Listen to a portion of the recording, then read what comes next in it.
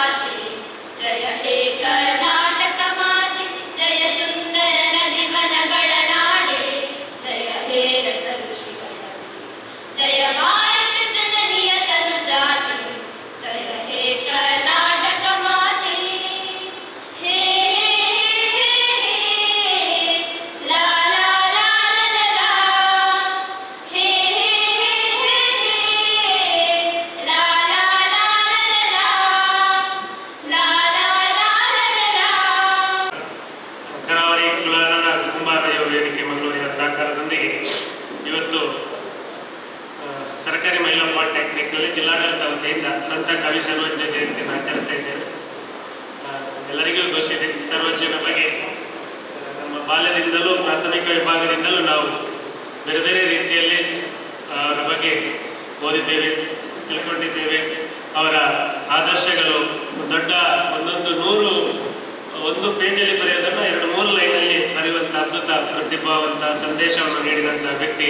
4-5 ಲೈನಲ್ಲಿ ಇಡೀ ಬುಕ್ಕಲ್ಲಿ ಬರೆದು ಹೇಳ್ಬೋದಂಥ ವಿಚಾರಗಳನ್ನು ಒಂದು 4-5 ಲೈನಲ್ಲಿ ಅದನ್ನು ಹೇಳುವಂಥ ಅದ್ಭುತ ಪ್ರತಿಭಾ ಅಂತ ಸಂತ ಕವಿ ಸರ್ವಜ್ಞನ ಇವತ್ತು ಇಲ್ಲಿ ನಾವು ನೆನಪು ಮಾಡ್ತೇವೆ. ಇಲ್ಲೇ ಪಕ್ಕದಲ್ಲಿ ಅವರ ಒಂದು ಸರ್ಕಲ್ ಕೂಡ ಇದೆ.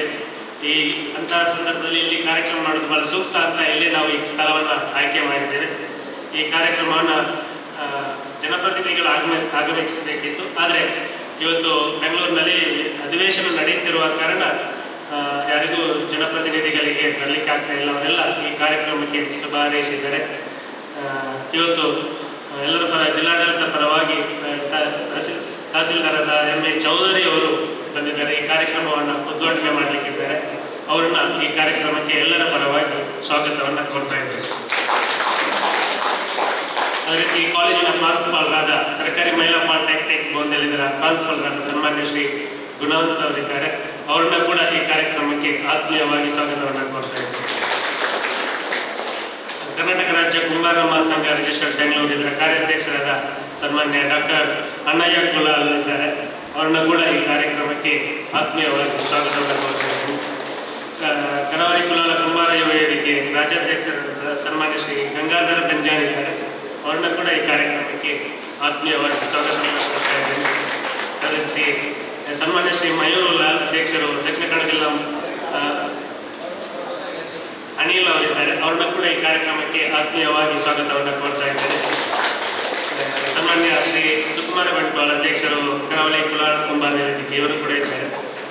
ಜೊತೆಗೆ ವಿಶೇಷವಾಗಿ ನನ್ನ ಆತ್ಮೀಯರು ಆದಂಥ ಇವತ್ತು ಸರ್ವಜ್ಞನ ಬಗ್ಗೆ ನಿಮಗೆ ಅವರ ವಿಚಾರಗಳನ್ನು ನಿಮ್ಮ ಮುಂದೆ ಹೇಳಲಿಕ್ಕಿದ್ದಾರೆ. ನನ್ನ ಆತ್ಮೀಯರಾದಂಥ ಸನ್ಮಾನ್ಯ ಡಾಕ್ಟರ್ ಟಿ ಶೇಷಪ್ಪ ಸರ್ ಇದ್ದಾರೆ.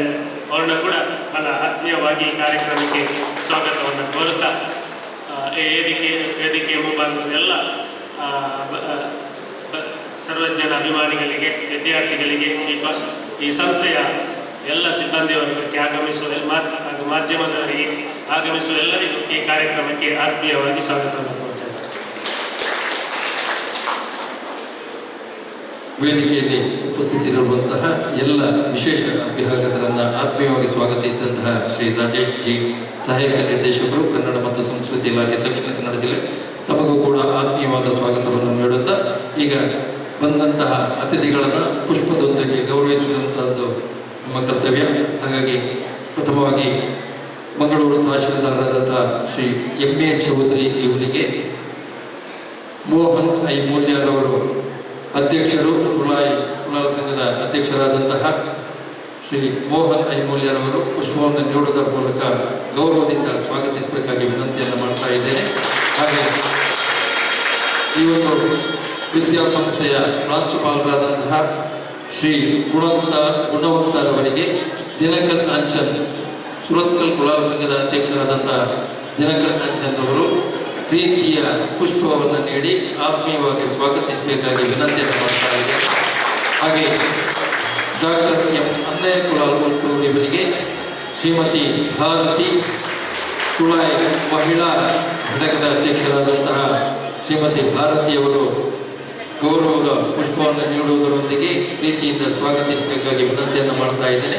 ಹಾಗೆ ಶ್ರೀ ಗಂಗಾಧರ ಪಂಚಂದ್ರವರಿಗೆ ಸುಧಾಕರ್ ಸುರತ್ಕಲ್ರವರು, ರಾಜು ಬೋಂದೆಲ್ರವರು,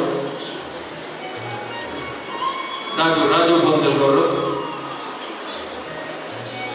ಗಂಗಾಧರ ಪಂಚಂದ್ ಅವರಿಗೆ ಪ್ರೀತಿಯ ಪುಷ್ಪವನ್ನು ನೀಡುವುದನ್ನು ಆತ್ಮೀಯವಾಗಿ ಸ್ವಾಗತಿಸಬೇಕಾಗಿ ವಿನಂತಿಯನ್ನು ಮಾಡ್ತಾ ಇದ್ದೇನೆ. ಹಾಗೆ ಅನಿಲ್ ದಾಸ್ರವರಿಗೆ ಸುಧಾಕರ್ ಸುರತ್ಕಲ್ರವರು ಪುಷ್ಪವನ್ನು ನೀಡಿ ಆತ್ಮವಾಗಿ ಸ್ವಾಗತಿಸಬೇಕಾಗಿ ವಿನಂತಿಯನ್ನು ಮಾಡ್ತಾ ಇದ್ದೇನೆ. ಹಾಗೆ ಸುಕುಮಾರ್ ಬಂಟ್ವಾಲ್ ಅವರಿಗೆ ನಾಗರಾಜ್ ಬೋಂದಲ್ರವರು ಪ್ರೀತಿಯ ಪುಷ್ಪದೊಂದಿಗೆ ಆತ್ಮವಾಗಿ ಸ್ವಾಗತಿಸಬೇಕಾಗಿ ವಿನಂತಿಯನ್ನು ಮಾಡ್ತಾ ಇದ್ದೇನೆ. ಹಾಗೆ ಈ ದಿನದ ಈ ಒಂದು ಕಾರ್ಯಕ್ರಮದಲ್ಲಿ ಉಪನ್ಯಾಸವನ್ನು ನೀಡಲಿರುವಂತಹ ಶ್ರೀ ರೊಟೇರಿಯನ್ ಟಿ ಶೇಷಪ್ಪ ಅವರಿಗೆ ಜಯೇಶ್ ಗೋವಿಂದ ಇವರು ಪುಷ್ಪವನ್ನು ನೀಡಿ ಆತ್ಮೀಯವಾಗಿ ಸ್ವಾಗತಿಸಬೇಕಾಗಿ ವಿನಂತಿಯನ್ನು ಮಾಡ್ತಾ ಇದ್ದೇನೆ. ಹಾಗೆ ಈ ಎಲ್ಲ ಕಾರ್ಯಕ್ರಮದ ರೂವಾರಿಗಳು ಆಗಿರುವಂತಹ ಶ್ರೀ ರಾಜೇಶ್ ಜಿ ಅವರಿಗೆ ಅಶೋಕ್ ಗೌಡೂರು ಇವರು ಪುಷ್ಪವನ್ನು ನೀಡುವುದರ ಮೂಲಕ ಆತ್ಮೀಯವಾಗಿ ಗೌರವಯುತವಾಗಿ ಸ್ವಾಗತಿಸಬೇಕಾಗಿ ವಿನಂತಿಯನ್ನು ಮಾಡ್ತಾ ಇದ್ದೇನೆ. ಈಗ ದೀಪವನ್ನು ಪ್ರಜ್ವಲಿಸುವುದರೊಂದಿಗೆ ಈ ಒಂದು ಸರ್ವಜ್ಞ ಜಯಂತಿ ಕಾರ್ಯಕ್ರಮಕ್ಕೆ ಚಾಲನೆ ನೀಡಿದ್ದಾರೆ. ಇವತ್ತಿನ ಕಾರ್ಯಕ್ರಮದ ವಿಶೇಷ ಅಭ್ಯಾಗತರಾದಂತಹ ತಹಶೀಲ್ದಾರ್ ಶ್ರೀ ಎಂ.ಎ. ಚೌಧರಿ ಅವರು ದೀಪವನ್ನು ಅರಳಿಸುವುದರ ಮೂಲಕ ಈ ಒಂದು ಕಾರ್ಯಕ್ರಮಕ್ಕೆ ಚಾಲನೆ ನೀಡಬೇಕಾಗಿ ವಿನಂತಿಯನ್ನು ಮಾಡ್ತಾ ಇದ್ದಾರೆ.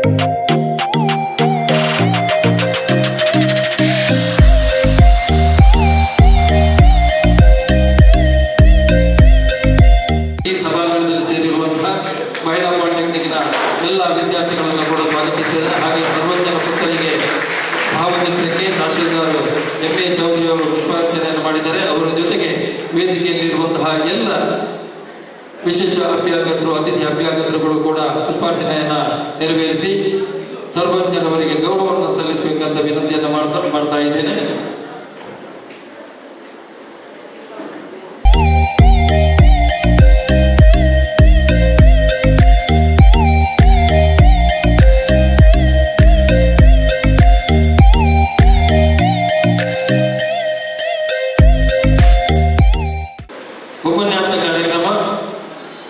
ಉಪನ್ಯಾಸ ಕಾರ್ಯಕ್ರಮವನ್ನು ಸನ್ಮಾನ್ಯ Shri Rotarian T Sesappa master ಅಂತಲೇ ಎಲ್ಲರಿಗೂ ಪರಿಚಿತರಾಗಿರುವಂತಹ ಬಂಟ್ವಾಳದ ಸೇಸಪ್ಪ ಮಾಸ್ಟರ್ ಅಧ್ಯಕ್ಷರು, ಭಾರತ ಸೇವಾದಳ ಬಂಟ್ವಾಳದ ಅಧ್ಯಕ್ಷರು ಕೂಡ ಹೌದು. ಇವರು ಇವತ್ತಿನ ಸರ್ವಜ್ಞರವರ ಬಗ್ಗೆ ಉಪನ್ಯಾಸವನ್ನು ನೆರವೇರಿಸಿಕೊಡ್ಬೇಕಾಗಿ ವಿನಂತಿಯನ್ನು ಮಾಡ್ತಾ ಇದ್ದೇನೆ. ಇದು ಒಂದು ಜಿಜ್ಞಾಸೆ. ಜಯಂತಿಯನ್ನು ಯಾಕೆ ಆಚರಿಸಬೇಕು, ಇದು ಅಗತ್ಯವೇ ಅಂತೇಳಿ ಒಂದು ಪ್ರಶ್ನೆ ಬರ್ತದೆ. ಜಯಂತಿಯಲ್ಲಿ ಯಾಕೆ ನಾವೀಗ ಮನೆಯಲ್ಲಿ ನಮ್ಮ ಹಿರಿಯರ ದಿನವನ್ನು ಆಚರಿಸ್ತಾ ಇದ್ದೀವಿ? ಯಾಕೆ? ಅವರು ಏನು ಆದರ್ಶವನ್ನು ನಮಗೆ ನೀಡಿದ್ದಾರೆ ಅದನ್ನು ನಮ್ಮ ಜೀವನದಲ್ಲಿ ಅನುಷ್ಠಾನಿಸಬೇಕು. ನಾವು ಎಷ್ಟರ ಮಟ್ಟಿಗೆ ಅನುಷ್ಠಾನಿಸ್ತಾ ಇದ್ದೇವೆ? ನಮ್ಮ ತಂದೆ ತಾಯಿಯ ಮಾದರಿಯನ್ನು ನಾವು ಎಷ್ಟು ರೀತಿಯಲ್ಲಿ ಅನುಷ್ಠಾನಿಸ್ತಾ, ಅದೇ ರೀತಿ ಕವಿ ಸರ್ವಜ್ಞ ಇವರು ಬಹುಶಃ ಆಗರ್ಭ ಶ್ರೀಮಂತ ಮನೆತನವಾದರೆ ಆಗರ್ಭ ವಿದ್ಯಾವಂತ ಮನೆತನದಲ್ಲಿ ಹುಟ್ಟಿದವರಲ್ಲ. ಆದರೂ ಇಂದೂ ಕೂಡ ಜ್ವಲಂತ ಕವಿಯಾಗಿ ಉಳಿದಿದ್ದಾರೆ, ಅಮರರಾಗಿದ್ದಾರೆ. ಯಾಕೆ ನಾನು ಇದನ್ನು ಹೇಳ್ತಾ ಇದ್ದೆ ಅಂತೇಳಿ, ನಾವು ನಿಮಗೆಲ್ಲ ಗೊತ್ತಿರಬಹುದು, ನಿಮಗೆ ಈಗಿನ ವಿದ್ಯಾರ್ಥಿಗಳಿಗೆ ಗೊತ್ತುಂಟ ಇಲ್ಲವೋ ಗೊತ್ತಿಲ್ಲ, ನಾವು ಚಿಕ್ಕದಿರುವಾಗ ಸರ್ವಜ್ಞರ ಬಗ್ಗೆ ವಚನ ಇಲ್ಲದ ತರಗತಿಯ ಪಾಠ ಪುಸ್ತಕ ಇರಲಿಲ್ಲ. ಈಗ ಎಷ್ಟು ಪಾಠ ಪುಸ್ತಕಗಳು ಸರ್ವಜ್ಞ ವಚನಗಳಿದೆ, ಅದನ್ನು ಬಿಟ್ಟು ಬಿಟ್ಟಿದ್ದಾರೆ. PhD ಮಾಡುವಲ್ಲಿ ಸರ್ವಜ್ಞರ ಹೆಸರಲ್ಲಿ PhD ಮಾಡ್ತಾರೆ. ಆದರೆ ಬಾಲ್ಯದಲ್ಲಿ ನಮಗೆ ಸರ್ವಜ್ಞರ ಬಗ್ಗೆ ತಿಳುವಳಿಕೆ ಕೊಡುವ ವ್ಯವಸ್ಥೆಯೇ ಇಲ್ಲ. ಯಾಕೆ ತಿಳುವಳಿಕೆ ಕೊಡಬೇಕು ಅಂತ ಹೇಳಿದರೆ, ನೀವು ಅವ ಒಂದು ಕಡೆ ಹೇಳ್ತಾನೆ, ಏನು ಹೂ ಪರಿಮಳ ಬೀರ್ತದೆ, ಒಂದು ಇದೀಗ ಏನು ಅಂತ ಹೇಳಿದ್ರೆ ನಿಮ್ಮೊಂದು ಹೇಳ್ತೇನೆ ಅದನ್ನು. ಯಾತರ ಹೂವಾದರೂ ನಾತರ ಸಾಲದೆ ಶಿವನುಳಿದಾತರಿ ಸರ್ವಜ್ಞ, ಜಾತಿ ಹೀನನ ಮನೆಯ ಜ್ಯೋತಿತಾದಿ ಹೀನವೇ, ಜಾತಿ ವಿಜಾತಿ ಏನಬೇಡ ದೇವನುಳಿದಾತರಿ ಜಾತಿ ಸರ್ವಜ್ಞ. ನೋಡಿ, ಜಾತಿಯ ಬಗ್ಗೆ ನಾವು ಎಷ್ಟು ಮೇಲು ಕೇಳು ಎಂಬುದರ ಬಗ್ಗೆ ಒಂದು ಉದಾಹರಣೆಯನ್ನು ಅವರು ಕೊಟ್ಟು ಹೇಳ್ತಾ ಇದ್ದಾರೆ. ಅದರ ಪೂರಕವಾಗಿ ಒಂದು ಚಿಕ್ಕ ಘಟನೆಯನ್ನು ನಿಮಗೆ ಹೇಳಲಿಕ್ಕೆ ಇಷ್ಟಪಡ್ತೇನೆ. ಕೇರಳದಲ್ಲಿ ಕೋಟ್ಟಯಂ ಜಿಲ್ಲೆಯಲ್ಲಿ ಹರಿಜನ ಜಾತಿಯಲ್ಲಿ ಒಬ್ಬರು ಹುಡ್ತಾರೆ. ಬಹಳ ಬಡತನ, ಓದಲಿಕ್ಕೆ ಊಟ ಮಾಡಲಿಕ್ಕೆ ಕಷ್ಟ ಇರುವಂತಹ ಕಾಲ, ಬಹಳ ಹಿಂದೆ. ಆದರೆ ಅವರಿಗೆ ಒಬ್ಬ ಗೆಳೆಯ ಇದ್ದ, ಬಾಬು ಅಂತ ಅವನ ಹೆಸರು. ಆಗರ್ಭ ಶ್ರೀಮಂತ. ಅವನಿಗೆ ಹೋಗುವಾಗ ಬರುವಾಗ ಅವನ ಮನೆಯನ್ನು ನೋಡ್ತಾರೆ, ಬಹಳ ದೊಡ್ಡ ಮನೆ. ಒಂದು ದಿವಸ ಗೆಳೆಯನೇ ಹೇಳ್ತಾನೆ, ಬಾಬು ನಿನ್ನ ಮನೆಯೊಳಗೆ ನನಗೆ ಬರಬೇಕು, ನಿಮ್ಮ ಮನೆಯನ್ನು ನೋಡಬೇಕು. ಅದಕ್ಕೆ ಅವ ಹೇಳ್ತಾನೆ, ಇಲ್ಲ ಮಾರೆ, ನನ್ನ ಮನೆಯಲ್ಲಿ ಹಿರಿಯರಿದ್ದರೆ ನಿನ್ನನ್ನು ಒಳಗೆ ಕರೀಲಿಕ್ಕೆ ಬೀಳಲಿಕ್ಕಿಲ್ಲ, ನೀನು ಹರಿಜನ. ಆದರೂ ಒತ್ತಾಯಪೂರ್ವಕವಾಗಿ ಒಂದು ದಿವಸ ಮನೆಯಲ್ಲಿ ಇಲ್ಲದ ದಿವಸ ಇವನನ್ನು ಒಳಗೆ ಕರ್ಕೊಂಡು ಹೋಗ್ತಾನೆ. ಒಳಗೆ ಹೋದವ ಅಲ್ಲಿ ನೋಡ್ತಾರೆ, ಎಲ್ಲ ನೋಡಿ ಅವನು ನಾಯಿಯ ಗೂಡನ್ನು ನೋಡ್ತಾನೆ. ಆ ನಾಯಿಯ ಗೂಡಲ್ಲಿ ನಾಯಿಗೆ ಬಗೆ ಬಗೆಯ ತಿನಿಸುಗಳು. ಇವನಿಗೆ ಊಟಕ್ಕೆ ಗತಿ ಇಲ್ಲ, ನಮ್ಮ ಪುಟ್ಟ ಹೇಳುವವನಿಗೆ ಈ ಬಾಬುವಿನ ನಾಯಿಗೆ ಬಗೆ ಬಗೆಯ ತಿನಿಸುಗಳು. ಇದೇ ಇವನ ಮನಸ್ಸಿನಲ್ಲಿ ಬಹಳವಾದ ಒಂದು ನೋವು ಉಂಟಾಗಿ ಅವನ ಮನಸ್ಸಿನಲ್ಲಿ ಶಾಲೆಯಲ್ಲಿ ಟೀಚರ್ಸ್ ಕೇಳ್ತಾರೆ, ಒಬ್ಬರ ಹತ್ರವೇ ಕೇಳ್ತಾನೆ. ನಿಮಗೆ ನಾವು ಹೆಚ್ಚಾಗಿ, ನಾನು ಕೂಡ ಅಧ್ಯಾಪಕರಾದ ಸ್ವಲ್ಪ ಅನುಭವ ಇದೆ, ಕೇಳುವ ಕ್ರಮ ಉಂಟು, ನಿನಗೆ ಮುಂದೆ ಏನಾಗಬೇಕು, ನೀನು ಏನಾಗ್ತೀನಿ. ಆಗ ಅದೇ ರೀತಿ ಆ ಶಾಲೆಯಲ್ಲಿ ಕೂಡ ಕೇಳುವಾಗ ಒಬ್ಬೊಬ್ಬರು ಹೇಳಿದರು, ನನಗೆ ಡಾಕ್ಟರ್ ಆಗಬೇಕು, ನನಗೆ ಇಂಜಿನಿಯರ್ ಆಗಬೇಕು, ನನಗೆ ಪ್ರೊಫೆಸರ್ ಆಗಬೇಕು, ಹೀಗೆ ಬೇರೆ ಬೇರೆ. ಆದರೆ ಈ ಹುಡುಗನ ಹತ್ರ ಬರುವಾಗ ಹುಡುಗ ಕೇಳ್ತಾನೆ, ನನಗೆ ಬಾಬುವಿನ ಮನೆಯ ನಾಯಿ ಆಗಬೇಕು. ಕಾರಣ ಯಾಕೆ?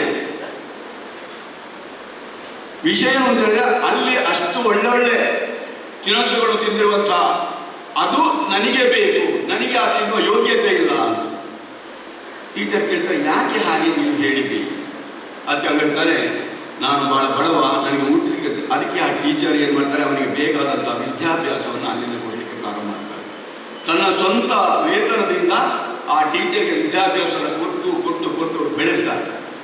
ಬೆಳೆಸಿ ಪ್ರತಿಯೊಂದು ವಿದ್ಯೆಯಲ್ಲಿ ರ್ಯಾಂಕ್ ಬರ್ತಾನೆ, ಸ್ಕಾಲರ್ಶಿಪ್ನಲ್ಲಿ ಲಂಡನ್ಗೆ ಹೋಗ್ತಾನೆ, ಲಂಡನ್ನಲ್ಲಿ ಕೂಡ ಕಲಿಯುವುದರಲ್ಲಿ ಬಹಳ ಮೇಲುಗೈ ಸಾಧಿಸ್ತಾನೆ. ಅಲ್ಲಿಂದ ಲಂಡನ್ ವಿಶ್ವವಿದ್ಯಾನಿಲಯದ ಉಪಕುಲಪತಿಗಳು ಪ್ರಧಾನಮಂತ್ರಿಗೆ ಒಂದು ಪತ್ರ ಕೊಡ್ತಾರೆ, ಇವನ ಜೊತೆ ನೀನು ಇದನ್ನು ಹೋಗಿ ನೇರವಾಗಿ ಭಾರತದ ಪ್ರಧಾನಮಂತ್ರಿಗೆ ಕೊಡಬೇಕು. ಅದರಲ್ಲಿ ಬರೆದಿರ್ತಾರೋ ಏನು ಅಂತ ಹೇಳಿದರೆ, ಬಹಳ ಬುದ್ಧಿವಂತ ಇವನಿಗೆ ಒಳ್ಳೆ ಹುದ್ದೆಯನ್ನು ನೀವು ಕೊಡಿ, ಇವ ಮುಂದೆ ಒಳ್ಳೆಯದಾಗ್ತಾರೆ. ಹಾಗೆ ಪ್ರಧಾನಮಂತ್ರಿಗಳು ಅವನನ್ನು ಆಸ್ಟ್ರೇಲಿಯಾದ ರಾಯಭಾರಿಯನ್ನಾಗಿ ನೇಮಿಸ್ತಾರೆ. ಅದರ ನಂತರ ಮುಂದೆ ಅವ ಚುನಾವಣೆಗೆ ನಿಲ್ತಾನೆ, ಮಂತ್ರಿ ಆಗ್ತಾನೆ. ಕೊನೆಗೆ ಒಂದು ದಿವಸ ಭಾರತದ ರಾಷ್ಟ್ರಪತಿ KR ನಾರಾಯಣನ್ ಆಗ್ತಾನೆ. ಯೋಚನೆ ಮಾಡಿ ನೀವು, ಜಾತಿಯಲ್ಲಿ ಮೇಲು ಕೀಳು ಇಲ್ಲ. ಅವನಿಗೆ ವ್ಯವಸ್ಥೆ ದೊರಕಿದಾಗ ಅವನು ಮುಂದೆ ಹೋಗ್ತಾನೆ. ಯಾಕಂದ್ರೆ ಸರ್ವಜ್ಞರು ಕೂಡ ಒಂದು ಕಡೆ ಹೇಳ್ತಾರೆ, ಏನು ಅಂತ ಹೇಳಿದರೆ,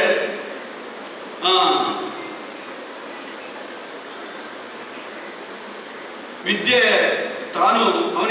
ಅವನು ಹೇಳ್ತಾನೆ, ನಾನು ಯಾವುದೇ ವಿದ್ಯೆ ಕಲಿತಿಷ್ಟು ದೊಡ್ಡ ವ್ಯಕ್ತಿ ಆದಲ್ಲ, ಇವರಿಂದ ಕೇಳಿ ಕಲಿತು ಪರ್ವತವೇ ಆದ ಸರ್ವಜ್ಞ. ಓದಿದ್ದನ್ನು ನೋಡಿದ್ದನ್ನು ಅವನಿಗೆ ಏನು ವ್ಯಕ್ತಿತ್ವ ಇತ್ತು ಅಂತೇಳಿ ಸರ್ವಜ್ಞನಿಗೆ ಒಬ್ಬನನ್ನು ನೋಡಿದಾಗ ಅವನ ವ್ಯಕ್ತಿತ್ವದ ಬಗ್ಗೆ ತ್ರಿಪದಿ ರಚನೆ ಮಾಡ್ತಿದ್ದ. ಒಂದು ಪರಿಸರವನ್ನು ನೋಡಿದಾಗ ಅಲ್ಲಿಯ ಅಂಕು ಡೊಂಕು ಮೂಢನಂಬಿಕೆಗಳನ್ನು ಬಹಳ ಸುಂದರವಾಗಿ ಅವನ ತ್ರಿಪದಿಯಲ್ಲಿ ನಮ್ಮ ಮುಂದೆ ಇಟ್ಟಿದ್ದಾನೆ.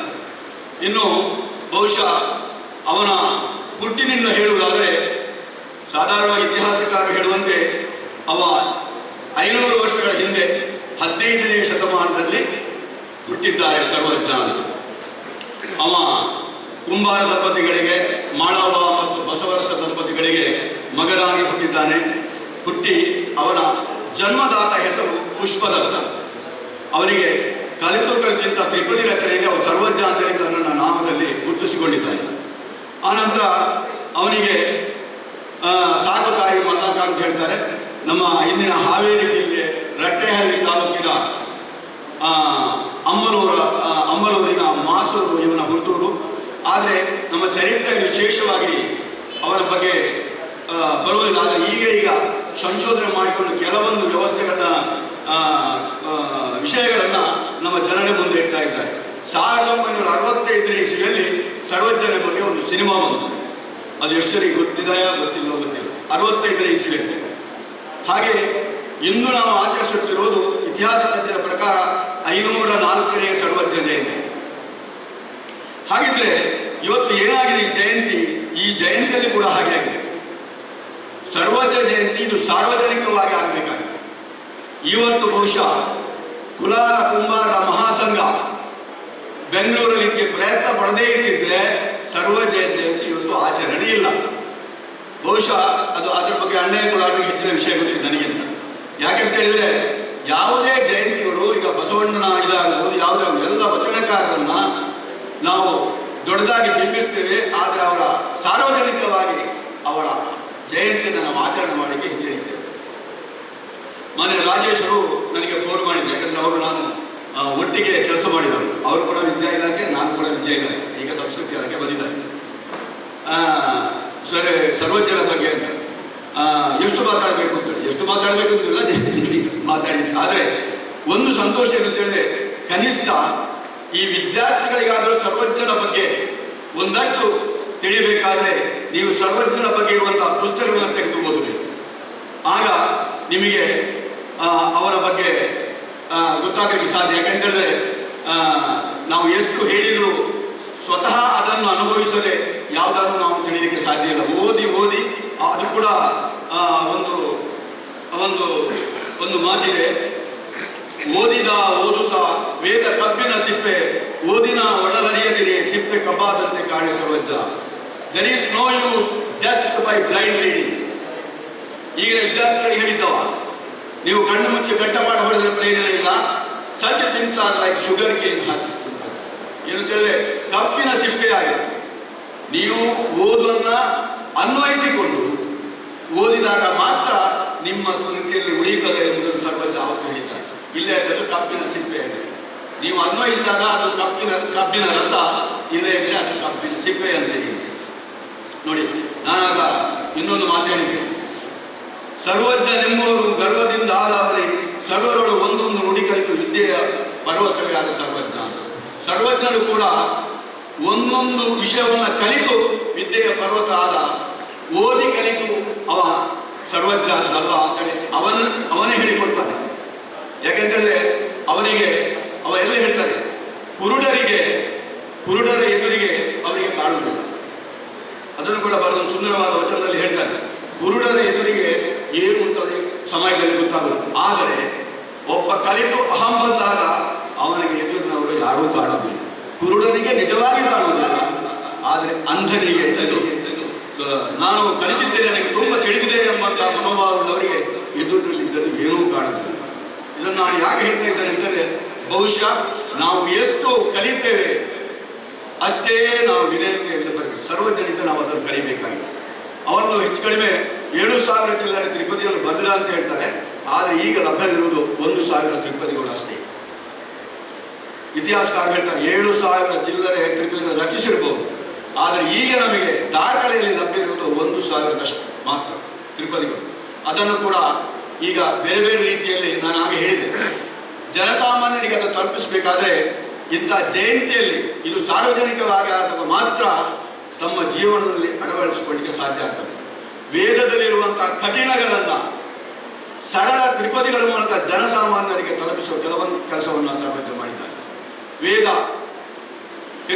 ಎಷ್ಟು ಜನರಿಗೆ ಗೊತ್ತಿದೆ? ಸಾಧ್ಯ ಇಲ್ಲ. ಅದನ್ನು ಕಲಿಸುವ ವ್ಯವಸ್ಥೆ ಇಲ್ಲ, ಅದು ಬಿಡಿ. ಆದರೆ ತ್ರಿಪದಿಯಲ್ಲಿ ವೇದಗಳ ಸಾರವನ್ನು ಬಹಳ ಸರಳವಾಗಿ ಜನಸಾಮಾನ್ಯರ ಮುಂದೆ ಸರ್ವಜ್ಞ ತಿಳಿದಿಟ್ಟಿದ್ದಾನೆ. ಇನ್ನೊಂದು ಹೇಳ್ತಾರೆ, ನಮ್ಮ ಜೀವನದಲ್ಲಿ 3 ವಿಷಯಗಳು: ತ್ಯಾಗ, ಭೋಗ, ನಾಶ. ನಾವು ದುಡಿಯೋದನ್ನು ಒಂದಂಶ ದಾನ ತ್ಯಾಗದ ಮೂಲಕ ಮಾಡಬೇಕು. ಇನ್ನು ಭೋಗ ನಾವು ಅನುಭವಿಸಬೇಕು, ಇಲ್ಲದಿದ್ದರೆ ನಾಶ ಆಗ್ತದೆ. ಅದನ್ನೇ ಇಲ್ಲಿ ಹೇಳಿದ್ದೆ ನಾವು, ಕೊಟ್ಟಿದ್ದು ದನಗೆ ಬಚ್ಚಿಟ್ಟಿದ್ದು ಪರರಿಗೆ, ಕೊಟ್ಟಿದ್ದು ಹೋಯ್ತಿರಬೇಡ ಮುಂದಕ್ಕೆ ಕಟ್ಟಿಹುದು ದುಡ್ಡಿ ಸರ್ವಜ್ಞ ಅಂತ. ಯಾಕೆಂತೇಳಿದ್ರೆ ನಾವು ಸಂಪಾದನೆ ಮಾಡ್ತೇವೆ, ಅದರ 3 ಥರ ವ್ಯವಹರಿಸಬೇಕು ಅಂತೇಳಿ ಹೇಳ್ತಾರೆ. ಅದನ್ನೇ ಸರ್ವಜ್ಞ ಹೇಳಿದ್ದಾನೆ. ಯಾಕಂದರೆ ಕೊಟ್ಟದ್ದು ಹೋಗುವುದಿಲ್ಲ, ಅದು ಯಾವತ್ತು ನೀನು ಸತ್ತ ನಂತರವೂ ನಿನ್ನ ಹೆಸರಿರುತ್ತದೆ. ಜನರು ನಿನ್ನ ನೆನಪಿಸಿಕೊಳ್ತಾರೆ. ಹಿಂದೂ ಧಾರ್ಮಿಕವಾಗಿ ಸನಾತನ ಸಂಸ್ಕೃತಿ ಹೇಳುವುದಾದರೆ ನಿನಗೆ ಮೋಕ್ಷ ದೊರಕುತ್ತದೆ ಅಂತ ಹೇಳ್ತಾರೆ. ಅದನ್ನು ಎಲ್ಲರೂ ನಂಬ್ತಾರೆ ಅಂತ ನಾನು ಹೇಳೋದು. ದಾನ ಮಾಡಿದ್ರೆ ನೀವು ಒಳ್ಳೆ ಒಳ್ಳೆ ಕೆಲಸಕ್ಕೆ ದಾನ ಮಾಡಿದರೆ ನಿಮಗೆ ಮೋಕ್ಷ ಸಿಗ್ತದೆ.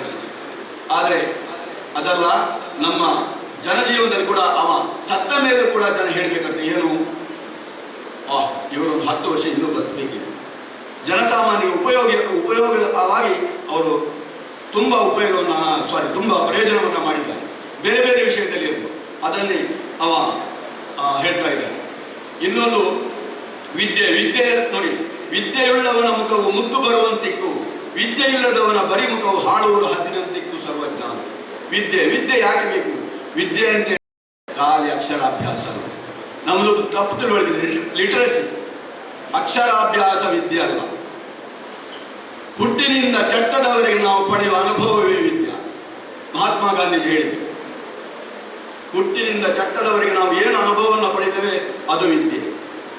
ಯಾಕೆಂತ ಹೇಳಿದ್ರೆ ಹೆಚ್ಚಿನ ಮಕ್ಕಳಿಗೆ ಗೊತ್ತಿರ್ಬೋದು, ಈಗ ಪಾಲಿಟೆಕ್ನಿಕ್ನ ಮಕ್ಕಳಿಗೆಲ್ಲ ತುಂಬ ಕರ್ತಗಳು ಗೊತ್ತಿರ್ಬೋದು. ನೀವು ಶಾಲೆಯಲ್ಲಿ ಘನಫಲ ನೀವು ಕಲಿತೀರಿ, ಉದ್ದ ಗುಣಿಸು ಅಗಲ ಗುಣಿಸು ಎತ್ತರ. ಶಾಲೆಯಲ್ಲಿ ನಾನು ಕೂಡ ಕಲಿಸಿದ್ದೇನೆ, ಎಲ್ಲ ಶಿಕ್ಷಕರು ಕಲಿಸ್ತಾರೆ. ಆದರೆ ನಿಮ್ಮ ಮನೆಯಲ್ಲಿ ನಿಮ್ಮ ಮನೆಯ ಗೋಡೆಯ ಘನಫಲ ಈಗ ಗೊತ್ತಿರ್ಬೋದು, ನೀವು ದೊಡ್ಡದಾಗಿದ್ದೀರಿ, ನಿಮಗೆ ಅದರಲ್ಲೆಲ್ಲ ಬರ್ತದೆ. ಒಂದು 5-6ನೇ ಕ್ಲಾಸಲ್ಲಿ ಇದು ಬರ್ತದೆ. ಮನೆಯಲ್ಲಿ ನಿಮ್ಮ ಮನೆಯ ತೋಟಕ್ಕೆ ಮಣ್ಣು ಹಿಡಿದ ಘನಫಲ ಎಷ್ಟು ಕೋಲು ಮಣ್ಣಾಗಿದೆ ಅಂತ ಹೇಳಿದ್ರೆ ಲೆಕ್ಕ ಗೊತ್ತಿರುವುದು. ಅಂದರೆ ಅನ್ವಯಿಸುವಂಥದ್ದು, ಜೀವನದಲ್ಲಿ ಅದನ್ನೇ ನಾವು ಹೇಳಿದ್ದು. ವಿದ್ಯೆಯನ್ನು ಕಲಿತಂಥದ್ದನ್ನು ನಾವು ಅನ್ವಯಿಸಬೇಕು, ಅದನ್ನು ನಾವು ಕಲಿಯಬೇಕು. ಪ್ರತಿಯೊಂದಕ್ಕೆ ಅದನ್ನು ತೊಡಗಿಸಿಕೊಂಡಾಗ, ಥಿಯರಿಟಿಕಲಿ ಆಗಿ ಅದನ್ನು ತೊಡಗಿಸಿಕೊಂಡಾಗ ಮಾತ್ರ ಆ ವ್ಯಕ್ತಿಯ ವ್ಯಕ್ತಿತ್ವ ಮುಂದೆ ಬರಲಿಕ್ಕೆ ಸಾಧ್ಯ ಅಂತ. ಇನ್ನೊಂದು ಕಡೆ ಅವರು ಹೇಳ್ತಾರೆ, ಏನು ಅಂತ ಹೇಳಿದ್ರೆ, person is A gold, person is like A gold, but personality is like A gold ornament. ವ್ಯಕ್ತಿ ಎಂದರೆ ಚಿನ್ನ. ವ್ಯಕ್ತಿತ್ವ ಎಂದರೆ ಚಿನ್ನದ ಆಭರಣ. ಯಾಕೆಂದರೆ ಚಿನ್ನಕ್ಕೆ ಪೆಟ್ಟು ಬಿದ್ದಾಗ, ತಾನು ಕಷ್ಟದಲ್ಲಿ ತೊಡಗಿಸಿಕೊಂಡಾಗ ಈ ಸರ್ವಜ್ಞ ಇಷ್ಟು ಬೆಳೀಲಿಕ್ಕೆ ಸಾಧ್ಯ ಆಯಿತು. ಆ ಆಡಂಬರದಲ್ಲಿ ಇದ್ರೆ ಅದು ಯಾವುದು ಅವ ಇಷ್ಟು ಬೆಳೀಲಿಕ್ಕೆ ಸಾಧ್ಯ ಇಲ್ಲ ಅಂತ ಅವ ಒಂದು ಹೇಳ್ತಾನೆ. ಇನ್ನು ನಾವು ಹೇಳ್ತೇವೆ, ಮನೆಯಲ್ಲಿ ಕೂಡ ಹೇಳ್ತೇವೆ, ನಾವು ಕೂಡ ಹೇಳ್ತೇವೆ, ಎಷ್ಟು ಅಧ್ಯಾಪಕರು ಹೇಳ್ಬೋದು ಅವನಿಗೆ ತಲೆಗೆ ಹತ್ತುವುದಿಲ್ಲ ಅಂತ. ಹಾಗೆ ಮಕ್ಕಳಿಗೆ ಬೇರೆ ಬೇರೆ ರೀತಿಯಲ್ಲಿ ತೊಂದರೆಗಳಿರ್ಬೋದು. ಆದರೆ ದೊಡ್ಡವರಿಗೆ ಒಂದು ಮಾತು ಹೇಳ್ತಾರೆ, ಮೂರ್ಖರಿಗೆ ಬುದ್ಧಿಯನ್ನು ಮೂರ್ಖಾರ ಹೇಳಿದರೆ ಗೋರ್ಕಲ್ಲ ಮೇಲೆ ಮಳೆಗೆರೆದರ ಕಲ್ಲು ನೀರ್ಕೊಡಬಹುದು ಸರ್ವಜ್ಞ. ನೋಡಿ, ಮೂರ್ಖರು ಅಂತೇಳಿ ಒಂದು ವಿಷಯವನ್ನು ಹೇಳಿದಾಗ ಒಳ್ಳೆಯವರು ಪೂರ್ಣತೆ ಕೊಡ್ತಾರೆ. ಇನ್ನು ಕೆಲವರು ನೀವು 100 ಸಲ ಹೇಳಿ ಅದನ್ನು ಇನ್ನೊಂದಕ್ಕೆ ಉದಾಹರಣೆ ಹೇಳಿದ್ದಾರೆ. ಬಂಡೆ ಕಲ್ಲಿನ ಮೇಲೆ ನೀರೇರಿದರೆ ಅದು ನೀರು ಇಂಗ್ಲಿಕ್ಕೆ ಸಾಧ್ಯ ಉಂಟು? ಇಲ್ಲ. ಬಂಡೆಕಲ್ಲ ಮೇಲೆ ಸಸಿ ಬೆಳೆಯುವುದಿಲ್ಲ. ಯಾಕೆ? ನೀರು ಅದರಲ್ಲಿ ನಿಲ್ಲಲಿಕ್ಕೆ ಸಾಧ್ಯವಿಲ್ಲ.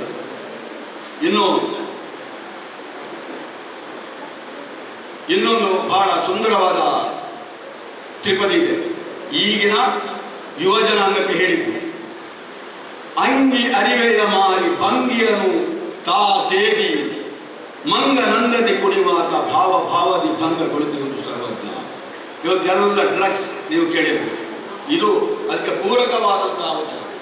ಎಲ್ಲಿ ನೋಡಿದರೂ ಕೇಳ್ಬೋದು, ಅಲ್ಲಿ ಗಾಂಜಾ, ಇಲ್ಲಿ ಅಫೀಮ, ಅಲ್ಲಿ ಮಾರ್ಗದಲ್ಲಿ ಬಿದ್ದಿದ್ದಾರೆ, ಇಲ್ಲಿ ಆಕ್ಸಿಡೆಂಟ್ ಆಗಿದೆ. ಅದಕ್ಕೆ ಅವ್ರು ಹೇಳಿದ್ದು, ಅಂಗಿ ಅರಿವೆಯ ಮಾರಿ ಭಂಗಿಯನ್ನು ತಾಸೇದಿ ಮಂಗ ನಂದದಿ ಕುಣಿವಾತ ಭಾವ ಭಾವದಿ ಭಂಗಗೊಳಿಸುವುದು ಸರ್ವಜ್ಞ. ಅವನ ಜೀವನವೇ ಹಾಳಾಗ್ತದೆ ಅಂತ ಹೇಳ್ತಾರೆ. ಅದು ಕೂಡ ಕೆಟ್ಟ ಚಟ ಅಂತ ಹೇಳ್ತಾರೆ. ಇನ್ನು ಇವ ನಿಷ್ಠುರವಾದಿ ಕವಿ. ಇವ ಯಾವುದೇ ಜಾತಿ ಮತಕ್ಕೆ ಸೀಮಿತವಾದ ಕವಿಯೇ ಅಲ್ಲ. ನಾನು ಯಾಕೆ ಹೇಳ್ತಾ ಇದ್ದೇನೆ ಅಂದರೆ, ಅವ ಎಲ್ಲಿಯೂ ತನ್ನ ಜಾತಿಯನ್ನು ಹೇಳಿಕೊಂಡಿಲ್ಲ. ಬಡ ಕುಂಬಾರ ಮನೆತನದ ಮಾಳವ ಮತ್ತು ಬಸವರಸ ದಂಪತಿಗಳಿಗೆ ಜನ್ಮ ತಾಳಿದರೂ ಅವ ಎಲ್ಲಿಯೂ ತನ್ನ ಜಾತಿಯನ್ನು ಹೇಳಿಕೊಳ್ಳಿ. ಯಾಕೆ? ಸರ್ವಜ್ಞ ಎಂದು ಎಲ್ಲರೊಳಗೆ ಒಂದಾಗಿ ಎಲ್ಲರಿಗೂ ಅವ ಬೇಕಾದಂಥ ಕವಿಯಾಗಿ ಪ್ರಚಿತರಾಗಿದ್ದಾರೆ. ನಾನು ಯಾಕೆ ಇದನ್ನು ಹೇಳ್ತಾ ಇದ್ದೇನೆ ಅಂದರೆ, ಕನಿಷ್ಠ ಈಗ ಇರುವಂಥ ಮಕ್ಕಳು ಕನಿಷ್ಠವಾಗಿ ನೀವು ಲೈಬ್ರರಿ ಸರ್ವಜ್ಞನ ಬೇಕಾದಷ್ಟು ಪುಸ್ತಕಗಳು ನಿಮಗೆ ಸಿಗ್ತವೆ. ಅದನ್ನು ಓದಿದಾಗ ಬಹುಶಃ ಈ ಸರ್ವಜ್ಞ ಜಯಂತಿಯಲ್ಲಿ ಭಾಗವಹಿಸೋದು ಅನ್ವರ್ಥವಾಗ್ತದೆ. ಯಾಕೆಂತ ಹೇಳಿದ್ರೆ ನಾವು ಎಷ್ಟು ತಿಳ್ಕೊಳ್ತೇವೆ. ಇಲ್ಲದಿದ್ದರೆ ಏನಾಗ್ತದೆ, ಒಂದು ಕಾರ್ಯಕ್ರಮ ಹೋಗ್ತೇವೆ, ಒಬ್ಬರು ಮಾತಾಡಿದ್ದಾರೆ ಒಂದು ಕಡೆ ಬೆಂಗಳೂರಲ್ಲಿ ನಡೆದ, ಇದು ಸತ್ಯ ಘಟನೆ. ಒಬ್ಬರು ಭಾಷಣ ಮಾಡ್ತಾ ಇದ್ದಾರೆ. ಆಗ ಅಲ್ಲಿ ಇದ್ದ ವೇದಿಕೆಯ ಅತಿಥಿಗಳು ಸಚಿವರೆಲ್ಲರೂ, ಈ ಭಾಷಣ ಎಲ್ಲ ಯಾರಿಗೆ ಬೇಕು ಮಾತ್ರ. ಅದಕ್ಕೆ ಹತ್ತಿರ ಇದ್ದವರು ಹೇಳಿದ್ರು, ನಮ್ಮದು ಇದೇ ದುರ್ಗತಿ, ನಾವು ಹೊಟ್ಟೆಗೆ ಮಾತ್ರ ತಿನ್ನುವುದು, ತಲೆಗೆ ತಿನ್ನುವುದಿಲ್ಲ, ಅದಕ್ಕೆ ಈ ದುರ್ಗತಿ ಬರ್ತಾ ಇದೆ ನಮ್ಮ ದೇಶಕ್ಕೆ. ಕೇಳಲಿಕ್ಕೆ ನಮಗೆ ಚೈತನ್ಯ ಇರುವುದಿಲ್ಲ, ನಾವು ಹೇಳುವುದಕ್ಕೆ ಮಾತ್ರ ಬದ್ಧರು. ಬಹುಶಃ ಅದಕ್ಕಿಂತ ನಾವು ಅದನ್ನು ಅನ್ವಯಿಸಿದಾಗ, ಬಹುಶಃ ಸರ್ವಜ್ಞನ ವಚನವನ್ನು ಓದಿ ನಾವು ಅದನ್ನು ತಿಳಿದುಕೊಂಡಾಗ, ಕನಿಷ್ಠ ಒಂದೊಂದು ಇದನ್ನು ನಾವು ಜೀವನದಲ್ಲಿ ಅಳವಡಿಸಿದಾಗ ಬಹುಶಃ ಇಂಥ ಜಯಂತಿಯಲ್ಲಿ ನಾವು ಭಾಗವಹಿಸಿದ್ದು ಸಾರ್ಥಕವಾಗ್ತದೆ ಅಂತ ಹೇಳ್ತಾ, ನಿಮ್ಮೆಲ್ಲರ ಬಾಳು ಬಂಗಾರವಾಗಲಿ, ಬದುಕು ಸಿಂಗಾರವಾಗಲಿ ಅಂತ ಹಾರೈಸ್ತಾ ನನಗೆ ಈ ಅವಕಾಶ ಕೊಟ್ಟ ತಮ್ಮೆಲ್ಲರಿಗೂ ಒಂದಿಷ್ಟು ನನ್ನ ಮಾತನ್ನು ಮುಗಿಸ್ತೇನೆ. ನಮಸ್ಕಾರ ಎಂದು ಅರ್ಥಗರ್ಭಿತವಾಗಿ ತಿಳಿಸಿ ಬಹಳ ಸುಂದರವಾಗಿ ಉಪನ್ಯಾಸವನ್ನು ನೀಡಿದಂಥ ಭಾರತ ಸೇವಾದಳ ಬಂಟ್ವಾಳ ತಾಲೂಕು ಅಧ್ಯಕ್ಷರಾಗಿರುವಂತಹ ಸನ್ಮಾನ್ಯ ಶ್ರೀ ಟಿ ಶಿಶಪ್ಪ ಇವರಿಗೆ ಧನ್ಯವಾದಗಳನ್ನು ಸಮರ್ಪಣೆ ಮಾಡುವುದು. ಕರ್ನಾಟಕ ರಾಜ್ಯ ಕುಂಬಾರರ ಮಹಾಸಂಘ ಬೆಂಗಳೂರು ಇದರ ಕಾರ್ಯಾಧ್ಯಕ್ಷರಾಗಿರುವಂತಹ ಸನ್ಮಾನ್ಯ ಶ್ರೀ ಅಣ್ಣಯ್ಯ ಗುಲಾಲ್ ಗೋಲ್ದೂರ್ ಇವರು ಒಂದೆರಡು ಮಾತುಗಳನ್ನು ಆಡಬೇಕಾಗಿ ಕೇಳಿಕೊಳ್ಳುತ್ತಿದ್ದೇನೆ. ಸರ್ವಜ್ಞ ಜಯಂತಿಯನ್ನು ಆಚರಿಸುವ ದಿನಗಳಿಂದ ಇಲ್ಲಿವರೆಗೆ ಈ ಹೋರಾಟದಲ್ಲಿ ನಮ್ಮ ಜೊತೆ ಇದ್ದವರು ರಾಜೇಶ್ ಮತ್ತು ನಾನು ಈ ಸರ್ವಜ್ಞ ಜಯಂತಿ ಇಡೀ ರಾಜ್ಯಕ್ಕೆ ಮಾದರಿಯಾಗುವಾಗೆ ಕರಾವಳಿಯಲ್ಲಿ ಮಾಡುವಲ್ಲಿ ಸಾಕಷ್ಟು ಕೆಲಸ ಮಾಡ್ತೇವೆ. ನಾನು, ರಾಜೇಶ್ ಮತ್ತು ಅಶೋಕ್ ಮತ್ತು ಮಾಬಲ್ ಮಾಸ್ಟರ್. ಯಾಕೆ ಮಾತನ್ನು ಹೇಳ್ತಿದ್ದೇನೆ, ಆವತ್ತಿನ ದಿನಗಳಲ್ಲಿ ನಾವು ರಾಜೇಶ್ ಇದನ್ನು ಮಾಡಬೇಕಾದ್ರೆ ಇದು ಬೇಕಾ ಇದು ಬೇಡವಾ ಅನ್ನೋ ಚಿಂತನೆಗಳೆಲ್ಲ ಇತ್ತು. ಸರ್ವಜ್ಞ ಹೌದಾ ಕುಂಬಾರ ಸಮುದಾಯಕ್ಕೆ ಮಾಡಬೇಕಾ ಚಿಂತನೆಗಳಿರುವಾಗ ಇಷ್ಟು ಚಂದದ ಒಂದು ಇನ್ವಿಟೇಷನ್ ರಾಜ್ಯದಲ್ಲಿ ಎಲ್ಲಿಯೂ ಆಗೋದಿಲ್ಲ. ಕುಂಬಾರ ಸಮುದಾಯದ ಹೆಸರಿಟ್ಕೊಂಡು, ಜಿಲ್ಲಾಡಳಿತದ ಹೆಸರಿಟ್ಕೊಂಡು, ಸರ್ಕಾರದ ಹೆಸರಿಟ್ಕೊಂಡು ಇಷ್ಟು ಚಂದದ ಒಂದು ಸರ್ವಜ್ಞ ಜಯಂತಿ ಆಚರಣೆ ರಾಜ್ಯದಲ್ಲಿ ಯಾವ ಭಾಗದಲ್ಲೂ ಆಗೋದಿಲ್ಲ. ನಾವು ಜಿಲ್ಲೆ ಮಾದರಿಯಾಗಿದ್ದೇವೆ. ಅದಕ್ಕೆ ಕಾರಣ ರಾಜೇಶ್ ಅವರು, ಕನ್ನಡ ಮತ್ತು ಸಂಸ್ಕೃತಿ ರಾಜೇಶ್ ಅವರು ಎಲ್ಲರಿಗೆ, ಯಾಕಂದರೆ ಕೆಲವು ರಾಜಕಾರಣಿಗಳಿಗೆ ಗೊತ್ತಿರಲಿಲ್ಲ ನನ್ನ ಹತ್ರ ಎಷ್ಟೋ ಜನ ರಾಜಕಾರಣಿಗಳು ನಾವು 10 ವರ್ಷದ ಹಿಂದೆ ಇದನ್ನು ಆರಂಭಿಸಿದಾಗ, ಹೌದು ಅವರ ನಿಖಿಲ ಜಾತಿಯ ಎಂಗ್ಲಿ ಗೊತ್ತಿಜ್ಜಿ ಅಂತ ಹೇಳಿದ್ರು ಇತ್ತು. ಆದರೆ ನಿನ್ನೆ ರಾತ್ರಿ 11 ಗಂಟೆಗೆ ಹಾಸನದಿಂದ ಡೆಕೋರೇಷನ್ ಮಾಡಲಿಕ್ಕೆ ಹೂ ಬಂದಿತ್ತು. 1 ಗಂಟೆ ರಾತ್ರಿ ಹೋಗಿ ತಕೊಂಡು ಬಂದವರು ಅಶೋಕ್ ಅವರು. ದಯವಿಟ್ಟು ಅಶೋಕರು ಕೆಲಸ ಮಾಡ್ತಾರೆ, ಎಲ್ಲೂ ತೋರಿಸ್ಕೊಳ್ಳಲ್ಲ. ಈ ಭಾಗದಲ್ಲಿ ಸರ್ವಜ್ಞ ಜಯಂತಿ ಇಷ್ಟು ಪರಿಣಾಮಕಾರಿ ಆಗಲಿಕ್ಕೆ ಕಾರಣ ಕೆಲವೇ ಕೆಲವು ಜನರು, ಅದರಲ್ಲಿ ಮುಖ್ಯವಾಗಿ ಅಶೋಕ್ ಮತ್ತೆ ಮಾಮೂಲ್ ಅಶೋಕ್ ಅವರು ರೋಸ್ ತಗೊಳ್ಬೇಕು. ದಯವಿಟ್ಟು ಅವರೆಲ್ಲರಿಗೂ ರೋಸ್ ಕೊಡ್ತಾರೆ. ರಾಜೇಶ್ ಅವರು ರೋಸ್ ಕೊಡ್ಬೇಕು, ಅಶೋಕ್ ತಗೊಳ್ಬೇಕು. ಯಾಕಂದ್ರೆ ಸಂಘಟನೆ ಮಾಡೋದಷ್ಟು ಸುಲಭ ಇಲ್ಲ. ಅಶೋಕ್ ಅಂತ ಒಬ್ಬ ವ್ಯಕ್ತಿ ಇಲ್ಲಿ ಇರುವುದರಿಂದ ಈ ಭಾಗದಲ್ಲಿ ಈ ಕೆಲಸವನ್ನು ಮಾಡ್ಲಿಕ್ಕೆ ಸಾಧ್ಯ. ಅವ್ರ ಚಿಂತನೆ ಇನ್ನೂ ಇದೆ.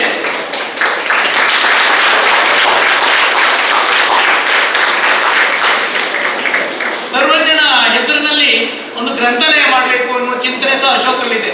ಸರ್ಕಾರದ ಗಮನ ಸೆಳೆಯಬೇಕು, ಜನಪ್ರತಿನಿಧಿಗಳ ಗಮನ ಸೆಳೆಯಬೇಕು, ಸರ್ವಜ್ಞನ ಹೆಸರಲ್ಲಿ ಒಂದು ಗ್ರಂಥಾಲಯ ಮಾಡಬೇಕು, ಒಂದಷ್ಟು ಜಾಗ ಮಾಡಿ ಅಲ್ಲಿ ಒಂದು ಗ್ರಂಥಾಲಯವನ್ನು ಕೂಡಿ ಹಾಕಬೇಕು. ಇದೆಲ್ಲ ಕೆಲಸ ಚಿಂತನೆ ಅಶೋಕ್ ಅವರಿಗಿದೆ. ಅವರು ದೊಡ್ಡ ಆಗರ್ಭ ಶ್ರೀಮಂತರಲ್ಲ. ಆದರೆ ನಿನ್ನೆ 1 ಗಂಟೆ ರಾತ್ರಿಗೆ ವಿಜಯ್ KSRTC ಬಸ್ ಸ್ಟ್ಯಾಂಡಿಗೆ ಹೋಗಿ ಹಾಸನದಿಂದ ಬಂದ ಹೂಗಳನ್ನು ತಗೊಂಡು ಬಂದು ಸರ್ಕಲ್ ಅನ್ನು ಡೆಕೋರೇಷನ್ ಮಾಡಿ ಇಲ್ಲೆಲ್ಲ ಡೆಕೋರೇಷನ್ ಮಾಡಿದ್ದಾರೆ. ನಾವೆಲ್ಲ ಬಂದು ಸುಮ್ಮನೆ ಕುಳಿತುಕೊಂಡಿದ್ದೇವೆ. ಈ ಕೆಲಸ ಮಾಡೋ ಇಂಥ ಸರ್ವಜ್ಞನ ಬಗ್ಗೆ ಪ್ರೀತಿ ಇರುವ ವ್ಯಕ್ತಿಗಳು ಬೇಕು. ಮತ್ತೆ ನಾನು ರಾಜೇಶ್ ಅವರಿಗೆ ಇನ್ನೊಂದು ಸಾರಿ ಆಭಾರಿ. ಯಾಕಂದ್ರೆ ಸರ್ವಜ್ಞ ಜಯಂತಿ ಕುಲಾಲ ಸಂಘದ ಬಿಲ್ಡಿಂಗ್ ಅಲ್ಲಿ ನಾವು ಮಾಡ್ಬೋದಿತ್ತು, ಕುಲಾಲ ಸಂಘದ ಕಟ್ಟಡದಲ್ಲಿ ಮಾಡ್ಬೋದು, ಅಥವಾ ಕುಲಾಲ ಸಂಘದಲ್ಲಿ ಮಾಡ್ಬೋದು, ನಮ್ಗೆಲ್ಲರಿಗೂ ಗೊತ್ತಿದೆ. ಆದ್ರೆ ವಿದ್ಯಾರ್ಥಿಗಳ ಮಧ್ಯೆ ಮಾಡಿ ಸುಮಾರು 400 ರಿಂದ 500 ವಿದ್ಯಾರ್ಥಿಗಳ ಮಧ್ಯೆ ಮಾಡಿದ್ದೇವೆ. ವಿದ್ಯಾರ್ಥಿಗಳಿಗೆ ಸರ್ವಜ್ಞನ ಬಗ್ಗೆ ಹೇಳಿಕೊಟ್ಟಿದ್ದೇವೆ. ಈ ಕೆಲಸ ಆಗ್ಬೇಕು. ಇದು ಒಳ್ಳೆ ಕೆಲಸ. ಇದು ರಾಜ್ಯಕ್ಕೆ ಮಾದರಿ. ಸರ್ವಜ್ಞ ಯಾರು ಏನಂತ ನಮ್ಮ ಕುಮಾರ ಸಮುದಾಯದಲ್ಲಿ ಕುಲಾಲರಿಗೆ ಎಲ್ಲರಿಗೂ ಗೊತ್ತಿದೆ. ಆರಂಭದ ದಿನಗಳಲ್ಲಿ ನಾವು ಶುರು ಮಾಡುವಾಗ ಅಪಸರಗಳು ಬಂದಿರ್ಬೋದು, ಅವ್ರು ನಮ್ಮ ಜಾತಿಯವರು ಹೌದಾ ಅಲ್ವಾ ಅಂತ. ಈಗ ಎಲ್ಲ ಒಪ್ಕೊಂಡಿದ್ದಾರೆ. ಈಗ ಎಲ್ಲರೂ ಸರ್ವಜ್ಞ ಹೆಸರಲ್ಲಿ ಪಟ ಹಾಕೊಂಡು ಫೇಸ್ಬುಕ್ ವಾಟ್ಸಪ್ಗಳಲ್ಲಿ ಎಲ್ಲರೂ ಮಾತಾಡ್ತಾರೆ. ಕಷ್ಟದ ದಿನಗಳಲ್ಲಿಯೂ ನಮ್ಮ ಜೊತೆ ಜಿಲ್ಲಾಡಳಿತ ಇತ್ತು. ನಾವು ಪ್ರಥಮ ಸರ್ವಜ್ಞ ಜಯಂತಿಯನ್ನ ಬೆಂಗಳೂರಲ್ಲಿ ರವೀಂದ್ರ ಕಲಾಕ್ಷೇತ್ರ ಮಾಡುವಾಗ ಸರ್ವಜ್ಞ ಜಯಂತಿಯನ್ನ ಚಾಲನೆ ತರಲಿಕ್ಕೆ ಕಾರಣ ಯಡಿಯೂರಪ್ಪ. ಆದ್ರೆ ಅದರ ಪ್ರಥಮ ಜಯಂತಿ ಆಚರಣೆ ಮಾಡಿದ್ದು ಸಿದ್ದರಾಮಯ್ಯ. ಇಬ್ಬರು ಮುಖ್ಯಮಂತ್ರಿಗಳು. ಇವತ್ತು ಸಿದ್ದರಾಮಯ್ಯ ಮುಖ್ಯಮಂತ್ರಿ ಆಗಿದ್ದಾರೆ. ಫಸ್ಟ್ ಸರ್ವಜ್ಞ ಜಯಂತಿಯನ್ನು ನಾವು ಅಲ್ಲೇ ಮಾಡಿದ್ದು. ಪ್ರಥಮ ಭಾಷಣವನ್ನು ನಾನೇ ಮಾಡಿದ್ದೆ. ಆದ್ರೆ ಇವತ್ತು ಇನ್ನೊಂದು ಒಳ್ಳೆ ಕೆಲಸ ಮಾಡಿದ್ದಾರೆ ರಾಜೇಶ್ ಅವರು. ನಾವೇನ್ ಮಾಡ್ತೇವೆ, ರಾಜಕಾರಣಿಗಳನ್ನೆಲ್ಲ ಕರ್ಕೊಂಡು ಕೂರಿಸಿ ಅವರಿಂದ ಮಾತಾಡಿಸಿ ಸರ್ವಜ್ಞನ ಬಗ್ಗೆ ಗೊತ್ತಿದ್ದವರಿಂದ ಕೊನೆಗೆ ಮಾತಾಡ್ತೇವೆ. ಫಸ್ಟ್ ಸರ್ವಜ್ಞನ ಬಗ್ಗೆ ಗೊತ್ತಿರೋದ್ರಿಂದ ಮಾಡ್ತೇವೆ. ಇವತ್ತು ಶೇಷಪ್ಪ ಮಾರ್ಷಿಂದ ಮಾತಾಡ್ತಿದ್ದಾರೆ, ಅದು ಕರೆಕ್ಟ್. ಹೆಚ್ಚಿನವರಿಗೆ ಸರ್ವಜ್ಞ ಯಾರ ಹತ್ರ ಗೊತ್ತಿರೋದಿಲ್ಲ, ಅವ್ರ ಹತ್ರ ನಾವು ಮಾತಾಡ್ಸೋದು. ಆನಂತರ ಉಪನ್ಯಾಸಕರಿಂದ ಮಾತಾಡ್ಸೋದು. ಉಪನ್ಯಾಸಕರಿಂದ ಪ್ರಥಮವಾಗಿ ಮಾಡ್ಬೇಕು. ನಿಜವಾಗಿ ಒಳ್ಳೆ ಕೆಲಸ ರಾಜೇಶ್ ಅವರು ಮಾಡಿದ್ದಾರೆ. ಈ ರೀತಿಯ ಬದಲಾವಣೆಗಳನ್ನು ನಾವು ಮಾಡ್ಕೊಳ್ಬೇಕು.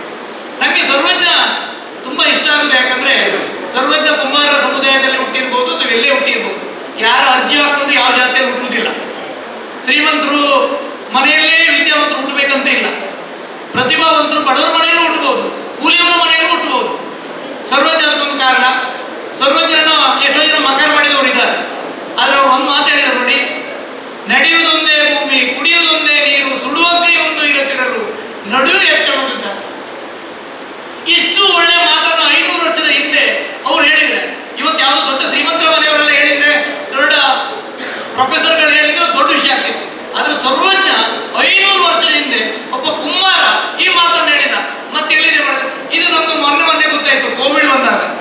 ನಡೆಯುವುದೊಂದೇ ಭೂಮಿ, ಕುಡಿಯುವುದೊಂದೇ ನೀರು, ಸುಡುವುದೊಂದೇ ಬೆಂಕಿ, ಉಸಿರಾಡುವುದೊಂದೇ ಗಾಳಿ. ಅದು ಬಿಟ್ಟರೆ ಯಾವುದೂ ಇರಲಿಲ್ಲ. ಮಠ, ಮಂದಿರ, ಚರ್ಚು, ಮಸೀದಿ ಎಲ್ಲ ಮುಚ್ಚಿ ಹೋಗಿತ್ತು. ಪರಿಸರ ಮಾತ್ರ ಓಪನ್ ಇದ್ದದ್ದು, ಭೂಮಿ ಮಾತ್ರ ಇದ್ದದ್ದು, ನೀರು ಮಾತ್ರ ಇದ್ದಿದ್ದು, ಬೆಂಕಿ ಮಾತ್ರ ಇದ್ದದ್ದು. ಸರ್ವಜ್ಞ ಎಷ್ಟು ಚಂದವಾಗಿ ಹೇಳಿದ್ರು. ಜಾತಿಹೀನನ ಮನೆಯ ಜ್ಯೋತಿತಾಹೀನವೇ ಜಾತಿ ವಿಜಾತಿ ಏನಬೇಡ, ದೇವರು ಒಲಿದಾತನೇ ಜಾತ ಸರ್ವಜ್ಞ. ಯಾರಿಗೆ ದೇವರು ಒಲಿತಾನೆ, ಬೆಳ್ಳಿ ಬಂಗಾರ ಕೊಟ್ಟಲ್ಲಿ ದೇವರು ಒಲಿಯುವುದಲ್ಲ. ಯಾರು ನಿಯತ್ತಿನಿಂದ ದುಡಿತಾನೆ, ಯಾರು ಸಂಸ್ಕಾರ ಸಂಸ್ಕೃತಿಯಿಂದ ನಡೀತಾನೆ, ಯಾರು ಬಡವರಿಗೆ ಕಣ್ಣೂರು ನೋಡುತ್ತಾರೆ, ಅಂಥವನು ದೇವರು ಒಲಿತಾನೆ ಅಂತ ಸರ್ವಜ್ಞ ಹೇಳಿದ್ರು. ಹಾಗಾಗಿ ಸರ್ವಜ್ಞನ ದಿನ ಆಚರಣೆ ನಾವು ಕುಲಾಲರು ಮಾಡ್ತಾ ಇರ್ಬೋದು, ಕುಂಬಾರರು ಮಾಡ್ತಾ ಇರ್ಬೋದು. ಆದ್ರೆ ಸರ್ವಜ್ಞನ ಕುಂಬಾರೀಕರಣ ಮಾಡೋದಲ್ಲ. ಸರ್ವಜ್ಞ ನಮ್ಮ ಜಾತಿಗಿಂತಲೂ ಮೇಲೆ ಬೆಳೆದಿದ್ದಾರೆ. ಸರ್ವಜ್ಞನನ್ನ ರಾಜಕೀಯವಾಗಿ, ಸಾಮಾಜಿಕವಾಗಿ, ಶೈಕ್ಷಣಿಕವಾಗಿ, ಆರ್ಥಿಕ ಚಿಂತನೆಗಳಿಗಾಗಿ ಎಲ್ಲರೂ ಒಪ್ಕೊಳ್ತಾರೆ. ಸರ್ವಜ್ಞನ ವಿಷಯ ಬಂದಾಗ ಬೇರೆ ಜಾತಿಯ ಗುರುಗಳ ಬಗ್ಗೆ, ಜಾತಿ ಬಂದಾಗ ಜನ ಸ್ವಲ್ಪ ಆ ಕಡೆ ಈ ಕಡೆ ನೋಡುವುದು. ಸರ್ವಜ್ಞನ ವಿಷಯ ಬಂದಾಗ ಯಾರೂ ನೆಗೆಟಿವ್ ಮಾತಾಡುವುದಿಲ್ಲ. ಎಲ್ಲ ಜಾತಿಯವರು, ಯಾವ ಮೇಲ್ವರ್ಗ ಇರಲಿ ಕೆಳವರ್ಗ ಇರಲಿ. ಹಾಗಾಗಿ ಸರ್ವಜ್ಞ ಎಲ್ಲರನ್ನ ಮೀರಿ ಬೆಳೆದಿದ್ದಾರೆ. ಆದರೆ ಸರ್ವಜ್ಞರನ್ನ ಕುಂಬಾರ ಸಮುದಾಯದೊಟ್ಟಿಗೆ ತರಬೇಕಾದ್ರೆ, ಹೋರಾಟ ಮಾಡಬೇಕಾದ್ರೆ ಸಾಕಷ್ಟು ಗೊಂದಲಗಳಿತ್ತು, ಸಾಕಷ್ಟು ಗಲಾಟೆಗಳಿತ್ತು. ಕೆಲವು ದೊಡ್ಡ ತಜ್ಞರು ನಮಗೆ ಸಹಾಯ ಮಾಡಿದ್ರಿಂದ ಈ ಹೋರಾಟದಲ್ಲಿ ನಮ್ಗೆ ಬೆಳಕಿಗೆ ಬರಲಿಕ್ಕೆ ಕಾರಣ ಆಯಿತು.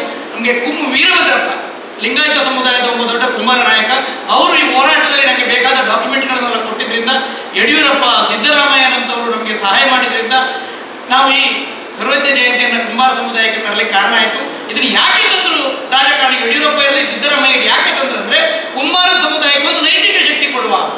ಖಾಲಿ ಮೇಲ್ವರ್ಗದಲ್ಲಿ ಮಾತ್ರ ಬುದ್ಧಿವಂತರು ಇರುವುದಲ್ಲ, ಬುದ್ಧಿವಂತರು ಕೆಳಮಟ್ಟದಲ್ಲಿ ಇರ್ತಾರೆ, ಬಡವರ ಸಮುದಾಯದಲ್ಲಿ ಇರ್ತಾರೆ ಅನ್ನೋದನ್ನು ತೋರಿಸ್ಲಿಕ್ಕೆ ಮಾಡಿದ್ದಾರೆ.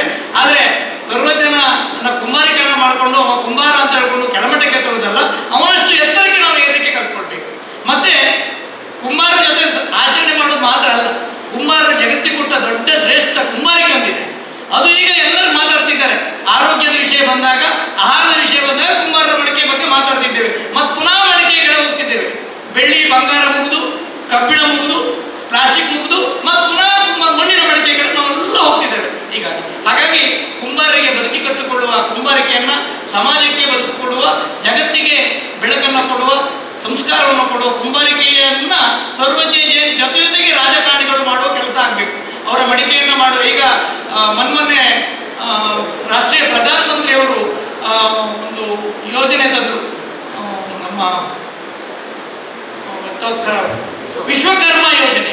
ವಿಶ್ವಕರ್ಮ ಅಂದ್ರೆ ಎಷ್ಟೋ ಜನ ಜಾತಿ ಹೆಸರಲ್ಲಿ, ವಿಶ್ವಕರ್ಮ ಅಂದ್ರೆ ಆಚಾರ್ಯರಿಗೆ ಮಾತ್ರ ಅಲ್ಲ, ಕರ್ಮ ಮಾಡುವವರು ಯಾರು, ವಿಶ್ವದಲ್ಲಿ ಯಾರೆಲ್ಲ ಕರ್ಮ ಮಾಡ್ತಾರೆ, ಯಾರೆಲ್ಲ ಬಡಗಿ, ನೇಗಿ, ಕುಂಬಾರ, ಅವರಿಗೆ ಮಾಡಿದ ಯೋಜನೆ ವಿಶ್ವಕರ್ಮ ಯೋಜನೆ. ಎಷ್ಟೋ ಜನ ಅದು ಆಚಾರ್ಯರಿಗೋ ಬಡಗಿಯವರಿಗೋ ಅಲ್ಲ, ಯಾರೆಲ್ಲ ಕರ್ಮ ಮಾಡ್ತಾರೆ, ಯಾರೆಲ್ಲ ಸಾಧನೆ ಮಾಡಲಿಕ್ಕೆ ಮಣ್ಣನ್ನ, ಕಬ್ಬಿಣವನ್ನ, ಬೆಳ್ಳಿಯನ್ನ, ಬಂಗಾರವನ್ನು ಅವರಿಗೆ ಮಾಡಿದ್ರು. ವಿಶ್ವಕರ್ಮ ಯೋಜನೆ ಅನ್ನೋದ ಬೆಸ್ಟ್ ಯೋಜನೆ ಈ ಜಗತ್ತಲ್ಲಿ ಕಂಡದ ಯೋಜನೆ.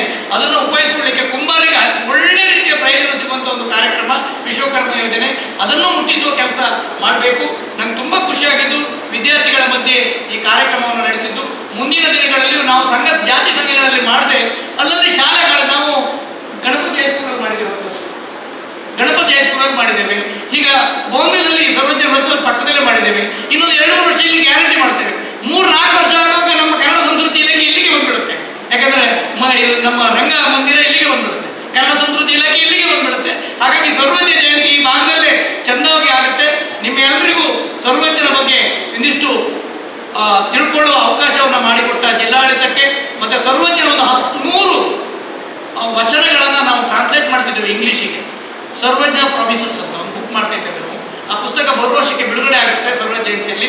ಅವಾಗ ನಿಮಗೆಲ್ಲ ಮುಟ್ಟುತ್ತೆ. ಅದು ಕನ್ನಡದಲ್ಲಿ ಇರ್ತದೆ, ಇಂಗ್ಲೀಷಲ್ಲಿ ಇರ್ತದೆ. ಯಾಕಂದ್ರೆ ಸರ್ವಜ್ಞನ ಥಿಂಗ್ಸ್ ಅಲ್ಲ, ಅವರು ಮಾತಾಡಿದ ರೀತಿ ಇಂಗ್ಲೀಷಿಗೆ ಮುಟ್ಟಿದ್ದಿದ್ರೆ ಇಷ್ಟೊತ್ತಿಗೆ ಅದು ಅವ್ರಿಗೆ ನೊಬೆಲ್ ಪ್ರಶಸ್ತಿ ಬರ್ತಿತ್ತೇನು, ಅಷ್ಟೊಳ್ಳೆ ಚಂದವಾದ ವಿಷಯಗಳನ್ನು ಹೇಳಿದ್ದಾರೆ. ಯಾಕಂದ್ರೆ ನೀವು ಛಂದಸ್ಸಲ್ಲಿ, ವ್ಯಾಕರಣದಲ್ಲಿ, ಉಪನಿಷತ್ತುಗಳಲ್ಲಿ ಅಲ್ಲಿ ಹೇಳೋದು ಬೇರೆ, ಅದು ಕಷ್ಟ, ಎಲ್ಲರಿಗೂ ಅರ್ಥ ಆಗೋದಿಲ್ಲ. ಆದ್ರೆ ಜನರಿಗೆ ಅರ್ಥ ಆಗುವ ಭಾಷೆಯಲ್ಲಿ ಮಾತಾಡಿದಿರಿ 3 ಸಾಲು. ಅವರೊಂದು ಮಾತು ಹೇಳ್ತಾರೆ, ಹಸಿವಿಲ್ಲದೆ ಉಣಬೇಡ, ತುಂಬ ಹೊತ್ತು ಆದ್ಮೇಲೆ, ಲೇಟ್ ಆದ್ಮೇಲೆ ನೀವು ಊಟ ಮಾಡದೆ ಇಡಬಾರ್ದು. ನಾನು ಒಂದು ಕೋಟ್ ಮಾಡ್ತೇನೆ ನೋಡಿ. ಒಬ್ಬ ಡಾಕ್ಟರ್ ಆಗಿ ನಾನು ಹೇಳಿದೆ ಏನಂದ್ರೆ, ನಿಮಗೆ ಎಷ್ಟು ಚೆನ್ನಾಗಿ ಹೇಳಿದೆ ಅಂದ್ರೆ, ಹಸಿವಿಲ್ಲದೆ ಉಣಬೇಡ, ಹಸಿದು ಮತ್ತಿರಬೇಡ, ಬಿಸಿಗೂಡಿ ತಂಗುಳು ಉಣಬೇಡ, ವೈದ್ಯನ ಬೆಸಸಲೇಬೇಡ. ಸರ್ವಜ್ಞ 600 ವರ್ಷದ ಹಿಂದೆ ನಾನೊಬ್ಬ ಪ್ರೊಫೆಸರ್ ಆಗಿ, ಮೆಡಿಕಲ್ ಪ್ರೊಫೆಸರ್ ಆಗಿ ಹೇಳಬೇಕಾಗಿದ್ದನ್ನ ಒಬ್ಬ ಸರ್ವಜ್ಞ 5ನೇ ಕ್ಲಾಸ್ ಓದ್ತವನು ಹೇಳಿದ. ಅವರು ಹಸಿವಿಲ್ಲದೊಡೆ ಉಣಬೇಡ, ಹೊಟ್ಟೆ ತುಂಬಿದ್ರು ಮತ್ತೊಂದ್ಸಲ ಉಣ್ಬೇಕು ಹೋಗ್ಬೇಡ, ಇಂಡೈಜೆಷನ್ ಆಗುತ್ತೆ, ಗ್ಯಾಸ್ಟ್ರಿಕ್ ಆಗುತ್ತೆ ಅಂತ. ಮತ್ತೆ ಹಸಿದು ಮತ್ತಿರಬೇಡ, ಹೊಟ್ಟೆ ಖಾಲಿ ಮಾಡ್ಕೊಂಡು ಇರಬೇಡ ಅಂತ ಹೇಳಿ. ಅನಂತರ ಬಿಸಿಗೂಡಿ ಬಿಸಿಯನ್ನ ತಂಗಳನ್ನ ಮಿಕ್ಸ್ ಮಾಡಿ ಉಣಬೇಡ. ಇಷ್ಟು ನೀವು ಮಾಡ್ಕೊಂಡ್ರೆ ವೈದ್ಯನ ಹತ್ರ ಹೋಗುವ ಅಗತ್ಯವೇ ನಿಮಗಿಲ್ಲ ಅಂತ. ಎಷ್ಟು ಚಂದದ ಮಾತುಗಳನ್ನ ಒಬ್ಬ ದಾರ್ಶನಿಕವಾಗಿ ಅವರು ಹೇಳಿದ್ದಾರೆ. ಹಾಗಾಗಿ ನಿಮ್ಗೆಲ್ಲರಿಗೆ ನಾನು ಪ್ರೀತಿಯಿಂದ ಒಂದು ಸಮಾಜವನ್ನು ಕಟ್ಟುವ ಕೆಲಸವನ್ನ ಸರ್ವಜ್ಞ ಮಾಡಿದ್ದಾರೆ. ಸರ್ವಜ್ಞರ ಬಗ್ಗೆ ರಾಜಕಾರಣಿಗಳಿಗೆ ಇಷ್ಟ ಇರೋಲ್ಲ, ಸರ್ವಜ್ಞನಿಗೆ ಸಂಘಟನೆಗಳಿಗೆ ಜಾಸ್ತಿ ಖುಷಿ ಇರಲಿಲ್ಲ. ಯಾಕಂದ್ರೆ ಅವನಿಂದ ಲಾಭ ಇಲ್ಲ. ಸರ್ವಜ್ಞ ಇಸ್ ಎ ನ್ಯೂಟ್ರಲ್ ಲೀಡರ್. ಸರ್ವಜ್ಞ ಒಬ್ಬ ಸೋಷಿಯಲ್ ಸಾಮಾಜಿಕ ನ್ಯಾಯ ಕೇಳೋರು. ಅವನು ಒಂದು ಪಂಗಡ ಬಗ್ಗೆ, ಒಂದು ಜಾತಿಯ ಬಗ್ಗೆ ಮಾತಾಡೋದು. ಅದೇ ಒಂದು ಜಾತಿಯ ಬಗ್ಗೆ, ಒಂದು ಪಂಗಡದ ಬಗ್ಗೆ, ಒಂದು ಧರ್ಮದ ಬಗ್ಗೆ, ಒಂದು ಪಕ್ಷದ ಬಗ್ಗೆ ಮಾತಾಡೋದಾದ್ರೆ ಇಲ್ಲಿ ಬೇಕಷ್ಟು ಜನ ಲೀಡರ್ಗಳು ಇರ್ತಿದ್ರು. ಆದ್ರೆ ಸರ್ವಜ್ಞ ನ್ಯೂಟ್ರಲ್ ಆಗಿ ಸಾಮಾಜಿಕ ನ್ಯಾಯದ ಬಗ್ಗೆ ಮಾತಾಡ್ತಾನೆ. ಹಾಗೆ ಅವರನ್ನ ಎನ್ಕೇಜ್ ಮಾಡ್ಲಿಕ್ಕೆ ಯಾರಿಗೂ ಆಗೋದಿಲ್ಲ. ಆದ್ರೆ ನಿಮ್ಮಂಥವ್ರು ನಮ್ಮಂಥವ್ರು ಎನ್ಕೇಜ್ ಮಾಡ್ಕೊಳ್ಬೇಕು. ಯಾಕಂದ್ರೆ ಆ ಮಾಸ್ಟರ್ ಹೇಳಿದಾಗೆ ನಮ್ಮ ಹೊಟ್ಟೆ ತುಂಬಿದ್ರೆ ಮಾತ್ರ ಸಾಕಾಗೋದಿಲ್ಲ, ತಲೆ ತುಂಬಬೇಕಾದ್ರೆ ಸರ್ವಜ್ಞ ನಂತರ ನಾಯಕರು ಬರಬೇಕು. ಸರ್ವಜ್ಞ ಚಿಂತಕರು ಬರಬೇಕು. ಆ ಚಿಂತಕರು ಶ್ರೀಮಂತರ ಮನೆಯಲ್ಲೇ ಹುಟ್ಟುವುದಲ್ಲ, ನಮ್ಮಂತ ಬಡವರ ಮನೆಯಲ್ಲಿ ಹುಟ್ಟುತ್ತಾರೆ ಅಂತ ಹೇಳಿ ಅವಕಾಶಕ್ಕಾಗಿ ವಂದಿಸಿ ನಾನು ಮಾತು ಮುಗಿಸ್ತೇನೆ. ಮಹಾನ್ ಕವಿ 16ನೇ ಶತಮಾನದ ಒಂದು ಮಹಾನ್ ಕವಿ, ಸಮಾಜ ಪರಿವರ್ತಕ, ಸಮಾಜದಲ್ಲಿ ಚಿಂತಕರಾಗಿ ತನ್ನ ವಚನ, ತ್ರಿಪದಿ, ಹಲವಾರು ಕವಿತೆಗಳ ಮೂಲಕ ಸಮಾಜವನ್ನು ಮಾರ್ಪಾಡು ಮಾಡಿ ಜನಗಳಲ್ಲಿ ಜಾಗೃತಿಯನ್ನು ಮಾಡಿ ಸಂಘಟನಾತ್ಮಕವಾಗಿ ಇದೀಗ ನಾವೇನು ಸೇರ್ತಾ ಇದ್ದೀವಿ, ನಾವೇನು ಬೆಳೆದು ನಿಂತಿದ್ದೀವಿ, ನಮ್ಮ ದೇಶ ಹೇಗಿರಬೇಕು, ನಮ್ಮ ಕಟ್ಟುಪಾಡು ಹೇಗಿರಬೇಕು, ನಾವು ಹೇಗಿರಬೇಕು, ನಾಗರಿಕರಾಗಿ ನಾವು ಹೇಗೆ ಬದುಕಬೇಕು ಅಂತ ಹೇಳುವಂಥ ಚಿಂತನೆಯನ್ನು ಕಳೆದ ಹಲವಾರು ಶತಮಾನಗಳ ಮೊದಲೇ ನಮಗೆ ಚಿಂತನೆಯ ಮೂಲಕ ಕೊಟ್ಟಂಥ ಮಹಾನ್ ಕವಿ. ಒಂದು ಹೆಮ್ಮೆ ಏನಂತಂದರೆ, ನಾನು ಕೂಡ ಒಂದು ಕುಲಾಲ ಕುಂಬಾರರ ಸಮುದಾಯದಲ್ಲಿ ಹುಟ್ಟಿ ಬೆಳೆದವ. ನಮ್ಮ ಸಮುದಾಯದಲ್ಲಿ ಒಂದು ಕವಿಯಾಗಿ ಅದೆಷ್ಟೋ ಸಹಸ್ರಾರು ವರ್ಷಗಳ ಮುಂದೆ ಒಂದು ಚಿಂತನೆಯನ್ನು ಮಾಡಿ ಸಮಾಜದ ಒಂದು ಪರಿವರ್ತನೆಯಲ್ಲಿ ದೊಡ್ಡದಾದ ಒಂದು ಪಾತ್ರವನ್ನು ವಹಿಸಿರುವಂಥ ಸಂತ ಕವಿ ಸರ್ವಜ್ಞ ನಮ್ಮ ಸಮುದಾಯದವರು. ಅದೇ ರೀತಿ ನಮ್ಮ ದೇಶದ ಒಂದು ರಾಜ್ಯವಾಗಿರುವಂಥ ಕರ್ನಾಟಕ ರಾಜ್ಯದ ಒಂದು ಪ್ರದೇಶದಲ್ಲಿ ಹುಟ್ಟಿ ಸಾಮಾಜಿಕವಾಗಿ ಕ್ರಾಂತಿ ಮೂಡಿಸಿದಂಥ ಒಂದು ಕವಿ ನಮ್ಮ ಸಮಾಜದವರು ಅಂತ ಹೇಳುವಾಗ ನಮಗೆ ತುಂಬ ಅಭಿಮಾನಗಳು. ಈ ಸಂದರ್ಭದಲ್ಲಿ ವೇದಿಕೆಯ ಮುಖ್ಯ ವೇದಿಕೆಯಲ್ಲಿರುವಂಥ ಈ ಶಾಲೆಯಲ್ಲಿ ಒಂದು ಅವಕಾಶವನ್ನು ಮಾಡಿ ಸಂತ ಕವಿಯ ಒಂದು ಸರ್ವಜ್ಞ ಜಯಂತಿಯನ್ನು ಅದ್ದೂರಿಯಾಗಿ ಈ ಒಂದು ಕಾರ್ಯಕ್ರಮಕ್ಕೆ ಸಾಕ್ಷಿಯಾಗಿರುವಂಥ ಗುಣವಂತವರೇ, ಅದೇ ರೀತಿ ಇನ್ನೋರ್ವ ಮಹಾನ್ ನಾಯಕ, ನಮ್ಮೆಲ್ಲರಿಗೂ ಈಗ ಸರ್ವಜ್ಞನ ಚಿಂತನೆಯ ಬಗ್ಗೆ ಕಳೆದ ಹಲವಾರು ವರ್ಷಗಳಿಂದ ಅದು ಜಿಲ್ಲಾಡಳಿತ ಇರ್ಬೋದು, ಪ್ರತಿಯೊಂದು ನಮ್ಮ ಸಮುದಾಯದಲ್ಲಿ ಒಂದು ಕ್ರಾಂತಿಕಾರಿಯಾಗಿ ಒಂದು ಹೆಜ್ಜೆ ನೀಡ್ತಿರುವಂಥ ಡಾಕ್ಟರ್ ಆಗಿರುವಂಥ ಅಣ್ಣಯ್ಯನವರೇ, ರಾಜ್ಯದ ಅಧ್ಯಕ್ಷರಾಗಿ ಈಗಾಗಲೇ ಚುಕ್ಕ ನೀಡಿದಿರುವಂಥ ಗಂಗಾಧರ ಭಂಜನವರೇ, ಜಿಲ್ಲೆಯಾದ್ಯಂತ ಯುವಕರನ್ನು ಸ್ಫೂರ್ತಿಗೊಳಿಸಿ ಹಲವಾರು ಸಾಮಾಜಿಕ ಚಿಂತನೆಯಲ್ಲಿ ಜಿಲ್ಲಾ ರಾಜ್ಯೋತ್ಸವ ಪ್ರಶಸ್ತಿ ಅಂತ ಪ್ರಶಸ್ತಿಯನ್ನು ಸಂಸ್ಥೆಗೆ ದೊರಕಿಸಿಕೊಡುವಲ್ಲಿ ಮುಂಚೂಣಿಯಲ್ಲಿ ಇದ್ದಂಥ ನಮ್ಮ ಸುಕುಮಾರ್ ಬಂಟ್ವಾಳರವರೇ, ಹಾಗೂ ಕನ್ನಡ ಮತ್ತು ಸಂಸ್ಕೃತಿ ಇಲಾಖೆಯ ಜವಾಬ್ದಾರಿಯನ್ನು ಹೊತ್ತು ನಮ್ಮೊಂದಿಗೆ ನಿರಂತರವಾಗಿ ಕೈ ಜೋಡಿಸ್ತಿರುವಂಥ ರಾಜೇಶಣ್ಣವರೇ, ಹಾಗೂ ಇವತ್ತು ಬಂದು ಸೇರಿರುವಂಥ ಎಲ್ಲ ನಮ್ಮ ಸಮುದಾಯದಿರ್ಬೋದು, ಬೇರೆ ಬೇರೆ ಸಾಮಾಜಿಕ ಸಂಘಟನೆ ತೊಡೆದಿರುವಂಥ ನಾಗೇಶಣ್ಣ ಇರ್ಬೋದು, ಜಯೇಶ್ ಗೋವಿಂದ್ ಇರ್ಬೋದು, ನವೀನ್ ಇರ್ಬೋದು, ಅಲ್ಲಿ ಅಶೋಕನ್ ಇರ್ಬೋದು, ರಾಜೇಂದ್ರಣ್ಣ ಇರ್ಬೋದು, ಎಲ್ಲ ನಮ್ಮ ಸಮಾಜದ ಹಿರಿಯ ಬಂಧು ಮಿತ್ರರೇ, ಹಾಗೂ ಬಂದು ಸೇರಿರುವಂಥ ಎಲ್ಲ ನಮ್ಮ ಇವತ್ತಿನ ವಿದ್ಯಾರ್ಥಿ ವೃಂದದವರೇ, ಶಿಕ್ಷಕ ವೃಂದದವರೇ, ಹಾಗೂ ನೆರೆದಿರುವಂಥ ಎಲ್ಲ ಸರ್ವಜ್ಞ ಜಯಂತಿ ಆಚರಣೆಯಲ್ಲಿ ಪಾಲ್ಗೊಂಡಿರುವ ಎಲ್ಲ ಸಭೆಗೆ ಈಗಾಗಲೇ ಮಾಸ್ಟರ್ ಶೇಷಪ್ಪನವರು ನಮ್ಮ ಹಿರಿಯವರು ಸಂತ ಕವಿಯ ಬಗ್ಗೆ, ಸರ್ವಜ್ಞನ ಹುಟ್ಟು ಮತ್ತು ಅವರ ಆಚರಣೆ, ಅದರ ಬಗ್ಗೆ ಒಂದು ವಚನಗಳ ಬಗ್ಗೆ, ಸಮಾಜಕ್ಕೆ ಕೋರಿರುವ ಒಂದು ಸಂದೇಶಗಳ ಬಗ್ಗೆ ವಿಸ್ತೃತವಾಗಿ ಹೇಳಿದರು. ಯಾಕೆಂದರೆ ಈ ಸಮಯ ಸಾಕಾಗಲಿಕ್ಕಿಲ್ಲ. ಯಾಕೆಂದರೆ ನಮ್ಮ ಶೇಷಪ್ಪ ಮಾಸ್ಟರ್ ಇನ್ನೂ ಕೂಡ ಒಂದು 2-3 ಗಂಟೆ ಅದರ ಬಗ್ಗೆ ಮಾತಾಡಿದ್ರು ಮುಗಿಯದಂಥ ನಮ್ಮ ಸರ್ವಜ್ಞನ ಹಿತವಚನ, ಅದೇ ರೀತಿ ಸರ್ವಜ್ಞನ ವಚನಗಳಿವೆ. ಅದೇ ರೀತಿ ಅಣ್ಣಯ್ಯನವರು ಕೂಡ ಈಗ ಒಂದು ಸಾಂದರ್ಭಿಕವಾಗಿ ಈ ಆಚರಣೆಯ ಬಗ್ಗೆ, ಕಳೆದು ಬಂದ ವ್ಯವಸ್ಥೆಯ ಬಗ್ಗೆ ವಿಷಯವನ್ನು ಹೇಳಿದೆ. ನಾವು ಇತ್ತೀಚಿನ ದಿನಗಳಲ್ಲಿ ವಿಜೃಂಭಣೆಯಾಗಿ ನಮ್ಮ ಸರ್ವಜ್ಞ ಜಯಂತಿನ ಆಚರಣೆ ಮಾಡ್ತಿದ್ದೀವಿ. ಕಳೆದ ಒಂದು 2-3 ವರ್ಷಗಳ ಮೊದಲು ನೋಡಿದಾಗ ಸಾಂಕೇತಿಕವಾಗಿ ಒಂದು ಸರ್ವಜ್ಞನ ಜಯಂತಿಯನ್ನು ನಾವು ಆಚರಣೆ ಮಾಡ್ತಿದ್ದೀವಿ. ಇದೀಗ ಸರ್ವಜ್ಞನ ವೃತ್ತ ಆಗಿದೆ. ಸರ್ವಜ್ಞನ ಅಲ್ಲಿಯಲ್ಲಿ ಕೂಡ ನಾವು ಆಚರಣೆ ಮಾಡುವಂಥ ಸಂಘ ಸಂಸ್ಥೆಗಳನ್ನು ನೋಡ್ತಾ ಇದ್ದೀವಿ. ಜಿಲ್ಲೆಯಾದ್ಯಂತ ನಮ್ಮ ರಾಜ್ಯ ಸರ್ಕಾರದ ಸುರ್ಪಾದಿಯಲ್ಲಿ ಜಿಲ್ಲೆಯಾದ್ಯಂತ ಪ್ರತಿಯೊಂದು ಜಿಲ್ಲೆಯಲ್ಲಿ ಕೂಡ ಕರ್ನಾಟಕದಾದ್ಯಂತ ವಿಜೃಂಭಣೆಯಿಂದ ನಾವು ಸರ್ವಜ್ಞ ಜಯಂತಿ ಆಚರಣೆ ನೋಡ್ತಾ ಇದ್ದೀವಿ. ಇವತ್ತಿನ ಮಕ್ಕಳು ನಾವು ಈಗಾಗಲೇ ನೋಡ್ತಾ ಇದ್ದೀವಿ, ಈಗಾಗಲೇ ಮಾಸ್ಟರ್ ಹೇಳಿದ್ವಿ, ನಮ್ಮ ಪುಸ್ತಕಗಳಲ್ಲಿ ಕೂಡ ಸರ್ವಜ್ಞನ ವಚನಗಳನ್ನು ಕಡಿಮೆ ಮಾಡಿ ಬೇರೆ ಬೇರೆ ವಿಷಯಗಳ ಬಗ್ಗೆ ಅಧಿಕೃತವಾಗಿ ಬೇರೆ ಬೇರೆ ವಿಚಾರಗಳನ್ನು ತುಂಬುವಂಥ ಕೆಲಸ ಆಗ್ತಾ ಇದೆ. ನಾವೆಲ್ಲರೂ ಕೂಡ ಬಾಲ್ಯ ವ್ಯವಸ್ಥೆಯಲ್ಲಿ ಸರ್ವಜ್ಞನ ವಚನ, ಸರ್ವಜ್ಞನ ತ್ರಿಪದಿಗಳ ಮುಖಾಂತರ ನಾವು ಓದಿ, ಅದರ ಮುಖಾಂತರ ನಮ್ಮ ಹಿರಿಯವರು, ನಮ್ಮ ಹೆತ್ತವರೊಂದಿಗೆ ಆ ಒಂದು ವಚನಗಳನ್ನು ಪಾಲಿಸ್ತಾ ಆ ಒಂದು ಏನು ಆ ಒಂದು ನೀತಿ ಬೋಧನೆಗಳುಂಟ ಅದನ್ನು ನೋಡಿ ಅದನ್ನು ಕಲಿತು ನಾವು ಬೆಳೆದವರು. ಇಂದಿನ ಮಕ್ಕಳಿಗೆ ಕೂಡ ಇಂಥ ಆಚರಣೆಗಳಿಂದ, ಇಂಥ ನಮ್ಮ ಜಿಲ್ಲಾಡಳಿತ ಇರ್ಬೋದು, ನಮ್ಮ ಈ ಒಂದು ನಮ್ಮ ಸರ್ವಜ್ಞ ಜಯಂತಿ ಹಲವಾರು ಜಯಂತಿಗಳನ್ನು ಈಗಾಗಲೇ ಸರ್ಕಾರ ಆಚರಣೆ ಮಾಡ್ತಾ ಇದೆ. ಆದರೆ ಒಂದು ಅಭೂತಪೂರ್ವವಾದ ಒಂದು ತಳಮಟ್ಟದಿಂದ ಒಂದು ಬುದ್ಧಿಯಲ್ಲಿ, ಅವರಿಗೆ ಒಂದು ನೀತಿಯಲ್ಲಿ, ಸಮಾಜದಲ್ಲಿ ಉತ್ತಮ ಪ್ರಜೆಯಾಗಿ ನೆಲೆಸುವಲ್ಲಿ ಈ ಸರ್ವಜ್ಞ ಜಯಂತಿ ಆಚರಣೆ ಸಂದರ್ಭದಲ್ಲಿ ಸರ್ವಜ್ಞನ ಒಂದು ವಿಚಾರಗಳು, ಅವರ ವಿಚಾರಧಾರೆಗಳನ್ನು ನಾವು ವಿದ್ಯಾರ್ಥಿ ಸಮೂಹಕ್ಕೆ ಈಗ ತಿಳಿಯುವಂಥ ಪರಿಸ್ಥಿತಿ ಈಗ ಕೊಟ್ಟಿರುವಂಥ ಈ ಒಂದು ಜಿಲ್ಲಾಡಳಿತ ಇರ್ಬೋದು, ಅದೇ ರೀತಿ ನಮ್ಮ ರಾಜ್ಯಾಡಳಿತ ಕೂಡ ನಾನು ಮುಖ್ಯವಾಗಿ ಅಭಿನಂದನೆಗಳನ್ನು ಸಲ್ಲಿಸ್ತಾ ಇದ್ದೀನಿ. ಈ ಮೂಲಕ ಸರ್ವಜ್ಞ ಜಯಂತಿ ಕೇವಲ ಕುಂಬಾರರಿಗೆ ಮಾತ್ರ ಅಲ್ಲ, ಕುಂಬಾರರ ಒಂದು ವೃತ್ತಿಯಲ್ಲಿ ಕುಂಬಾರರಿಕೆಯಲ್ಲಿ ಇರುವಂಥ ಸಂದರ್ಭದಲ್ಲಿ ಅವರು ಎಷ್ಟೋ ಶತಮಾನಗಳ ಮೊದಲೇ ಆ ಕುಂಬಾರರ ವೃತ್ತಿಯಲ್ಲಿ ಇರುವಂಥ ಒಂದು ಕುಟುಂಬದಿಂದ ಬಂದು ಈ ಒಂದು ಕವಿಯಾಗಿ ನಮ್ಮ ದೇಶದಾದ್ಯಂತ ನಮಗೆ ಉಪದೇಶ ಸಂದೇಶವನ್ನು ನೀಡಿದ್ದಾರೆ. ಅದೇ ರೀತಿ ರಾಜ್ಯದಾದ್ಯಂತ ಈ ವಿಚಾರ ಆಚರಣೆಯಿಂದ ಪ್ರತಿಯೊಬ್ಬ ಇವತ್ತಿನ ಮಕ್ಕಳಿಗೆ ಕೂಡ ಜಾಗೃತರಾಗಿ ಸರ್ವಜ್ಞನ ವಚನಗಳು ಹೇಗಿದೆ, ಅದು ನಾವು ನಮ್ಮ ಬದುಕಿನಲ್ಲಿ ಹೇಗೆ ಅಳವಡಿಸಬೇಕು ಎನ್ನುವಂಥ ನೀತಿ ಪಾಠವನ್ನು ನಾವು ಇವತ್ತು ಅವಕಾಶವನ್ನು ರಾಜ್ಯ ಸರ್ಕಾರ ಕೊಟ್ಟಿದೆ, ಅದೇ ರೀತಿ ಜಿಲ್ಲಾಡಳಿತ ಕೊಡ್ತಾ ಇದೆ. ಈ ಸಂದರ್ಭದಲ್ಲಿ ನಾನು ಇನ್ನೊಮ್ಮೆ ಮತ್ತೊಮ್ಮೆ ನಮ್ಮ ಕೋಟಿ ಕೋಟಿ ನಮನಗಳನ್ನು ನಮ್ಮ ಸರ್ವಜ್ಞನ ಈ ಜಯಂತಿಯ ಸಂದರ್ಭದಲ್ಲಿ ಸಲ್ಲಿಸ್ತಾ ಈ ಒಂದು ಸಂತ ಕವಿ ಸರ್ವಜ್ಞ ಜಯಂತಿ ಆಚರಿಸ್ತಾ ಇದ್ದೇವೆ. ಇತರ ಸಂಘಟಕರಿಗೆ ನಾನು ಮೊಟ್ಟ ಮೊದಲಾಗಿ ಕೃತಜ್ಞತೆ ಸಲ್ಲಿಸಬೇಕಾಗಿದೆ. ಯಾಕಂದರೆ ನಾನು ಉತ್ತರ ಕನ್ನಡ ಕಾರವಾರದ ಬಂದವನು. ಆದರೆ ಅಲ್ಲಿ ಈ ಒಂದು ಸಂತ ಕವಿ ಸರ್ವಜ್ಞ ಜಯಂತಿ ಆಚರಣೆ ಇಷ್ಟೇನು ಪ್ರಾಮುಖ್ಯತೆಯಲ್ಲೇ ಅಲ್ಲೇನೋ ಸಂಭ್ರಮದಿಂದ ಆಚರಿಸೋದಿಲ್ಲ.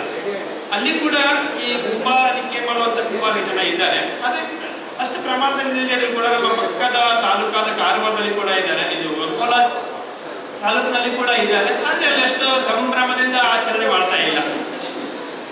ನನಗೆ ಇಲ್ಲಿ ಸಂಘಟಕರು ಬಂದು ಕೇಳ್ಕೊಂಡಾಗ ನಾನು ಇದಕ್ಕೆ ಒಂದು ಕ್ಷಣ ಯೋಚನೆ ಮಾಡಿ ಅನುಮತಿ ಕೊಡಬೇಕಾಗಿತ್ತು. ಆದರೂ ನಾನು ಸಂತೋಷದಿಂದ ಒಪ್ಪಿಗೆ ಕೊಟ್ಟೆ. ಯಾಕಂದರೆ ನನ್ನದೊಂದು ಸ್ವಾರ್ಥ ಇತ್ತು. ಯಾಕಂದರೆ ಸರ್ವಜ್ಞರ ಬಗ್ಗೆ ಎಷ್ಟೋ ವಿದ್ಯಾರ್ಥಿಗಳಿಗೆ ಗೊತ್ತಿಲ್ಲ. ಇದನ್ನ ಹಿಂದಿನ ನಾವೆಲ್ಲ ಪಠ್ಯಪುಸ್ತಕದಲ್ಲಿ ಓದ್ತಾ ಇರಬೇಕಾದ್ರೆ ಸರ್ವಜ್ಞನ ಪಾಠಗಳಿತ್ತು. ಈಗಿನ ಪಠ್ಯಪುಸ್ತಕದಲ್ಲಿ ಅದು ಈಗ ಕಡಿಮೆ ಆಗ್ತಾ ಬರ್ತಾ ಇದೆ. ಈಗ ನಮ್ಮ ಉಪನ್ಯಾಸ ನೀಡಿದಂಥ ಸಂದರ್ಭದಲ್ಲಿ ನಾನು ಕೂಡ ತಿಳ್ಕೊಂಡೆ, ಇತ್ತೀಚೆಗೆ ಅದು ಕಡಿಮೆ ಆಗ್ತಾ ಇದೆ. ನಮ್ಮ ವಿದ್ಯಾರ್ಥಿಗಳಿಗೆ ತಾಂತ್ರಿಕತೆಯ ವಿಷಯ ಬಿಟ್ಟರೆ ಬೇರೆ ಏನೂ ಗೊತ್ತಿಲ್ಲ. ಅದಕ್ಕಾಗಿ ಈ ಒಂದು ಉಪನ್ಯಾಸಗಳ ಮೂಲಕ ಒಂದು ವೇದಿಕೆಯನ್ನು ಹಂಚಿಕೊಳ್ಳೋದ್ರ ಮೂಲಕ ಕರೆಯ ಪಕ್ಷ ನಮ್ಮ ವಿದ್ಯಾರ್ಥಿಗಳಿಗೆ ಸರ್ವಜ್ಞನ ಬಗ್ಗೆ ತಿಳುವಳಿಕೆ ಬರಲಿ, ಸರ್ವಜ್ಞನ ಬಗ್ಗೆ ತಿಳ್ಕೊಳ್ಳಿ ಅನ್ನೋ ಒಂದು ದೃಷ್ಟಿಯಿಂದ ನಾನು ಸ್ವಖುಷಿಯಿಂದ ಸಂತೋಷದಿಂದ ನಾನೇನು ಮಾಡಿದೆ, ಇಲ್ಲಿ ಒಂದು ಸಂಘಟಕರಿಗೆ ಅದೇ ದಿನ ಅದೇ ಕ್ಷಣದಲ್ಲಿ ನಾನು ಅವರಿಗೆ ಇಲ್ಲಿ ಒಂದು ಕಾರ್ಯಕ್ರಮವನ್ನು ನಡೆಸೋದಕ್ಕೆ ಅನುಮತಿಯನ್ನು ನೀಡಿದ್ದೇನೆ. ಯಾಕಂದ್ರೆ ನಮ್ಮ ಮಕ್ಕಳ ಬಗ್ಗೆ ಒಂದು ತಿಳ್ಕೊಳ್ಳಿ ಅಂತಾಗಿ. ಸರ್ವಜ್ಞರ ಬಗ್ಗೆ ಸರ್ವಜ್ಞರೊಬ್ಬರು ತ್ರಿಪದಿ ಬ್ರಹ್ಮ ಸರ್ವಜ್ಞ.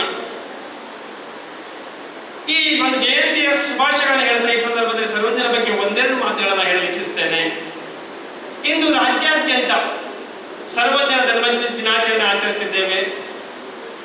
15 ಮತ್ತು 16ನೇ ಶತಮಾನದಲ್ಲಿ ಕರ್ನಾಟಕ ಕಂಡ ಒಬ್ಬ ಶ್ರೇಷ್ಠ ವಚನಕಾರ ದಾರ್ಶನಿಕ ಕವಿ ಸರ್ವಜ್ಞ ಜಯಂತಿಯನ್ನು ಆಚರಣೆ ಮಾಡಲಾಗುತ್ತದೆ. ಆಡುಮುಟ್ಟದ ಸಪ್ಪಿಲ್ಲ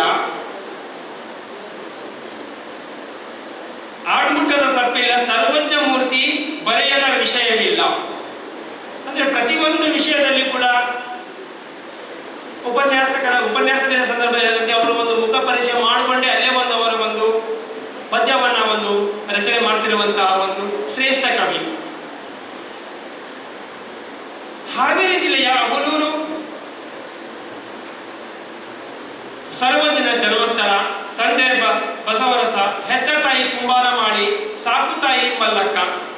ಈ ದಂಪತಿಗೆ ಜನಿಸಿದ ಮಗುವಿಗೆ ಪುಷ್ಪದತ್ತ ಎಂದು ನಾಮಕರಣ ಮಾಡಿದ್ದರು ಎಂಬುದಾಗಿ ಇತಿಹಾಸ ಪುಟಗಳಲ್ಲಿ ನಾವು ಕಾಣಬಹುದು. ಸರ್ವಜ್ಞನ ತ್ರಿಪದಿಗಳು ಕನ್ನಡ ಸಾಹಿತ್ಯ ಸೇರಿಗೆ ಅಮೂಲ್ಯ ಕೊಡುಗೆಯಾಗಿದೆ. ಪ್ರವದಿಗಳು ಸಾರುವ ಸಂದೇಶ ಸರ್ವಕಾಲಕ್ಕೂ ಪ್ರಸ್ತುತ. ಜನರು ಆಡುಭಾಷೆಯಲ್ಲಿ ತ್ರಿಪದಿಗಳನ್ನು ರಚಿಸಿ ಸಮಾಜದ ಅಂಕುಡೊಂಕುಗಳನ್ನು ಚಿಕಿತ್ಸಕ ನೋಟಕದಿಂದ ತಿದ್ದಿದ ಸಮಾಜ ಸುಧಾರಕ ಸರ್ವಜ್ಞ. ಪ್ರಸಕ್ತ ತ್ರಿಪದಿಗಳ ಮೂಲಕ ನೈತಿಕ, ಸಾಮಾಜಿಕ ಹಾಗೂ ಧಾರ್ಮಿಕ ವಿಷಯಗಳ ಕುರಿತು ಸರಳವಾಗಿ ಸರ್ವಕಾಲಿಕ ಸತ್ಯಗಳನ್ನು ಬರೆದ ಸಂತ ಸರ್ವಜ್ಞ ಕವಿ. ಇಷ್ಟು ಮಾತನಾಡಲು ಅವಕಾಶ. ಯಾಕಂದ್ರೆ ನನಗೆ ಸರ್ವಜ್ಞನ ಬಗ್ಗೆ ನಿಮಗೆ ಸಾಕಷ್ಟು ಉಪನ್ಯಾಸ ಈಗಾಗಲೇ ನಿಮಗೆ ಸಾಕಷ್ಟು ಉಪನ್ಯಾಸಗಳ ಮೂಲಕ ಹೇಳಿದ್ದಾರೆ. ನನಗೆ ಹೆಚ್ಚಿಗೆ ಹೇಳಬೇಕಾದ ಅವಶ್ಯಕತೆ ಇಲ್ಲ ಅನಿಸ್ತಾ ಇದೆ. ಆದ್ದರಿಂದ ನನಗೆ ಇಷ್ಟು ಮಾತನಾಡಲು ಅವಕಾಶ ಕೊಟ್ಟಂತ ತಮಗೆಲ್ಲರಿಗೂ ವಂದಿಸಿ ನನ್ನ ಮಾತನ್ನು ಮುಗಿಸ್ತೇನೆ.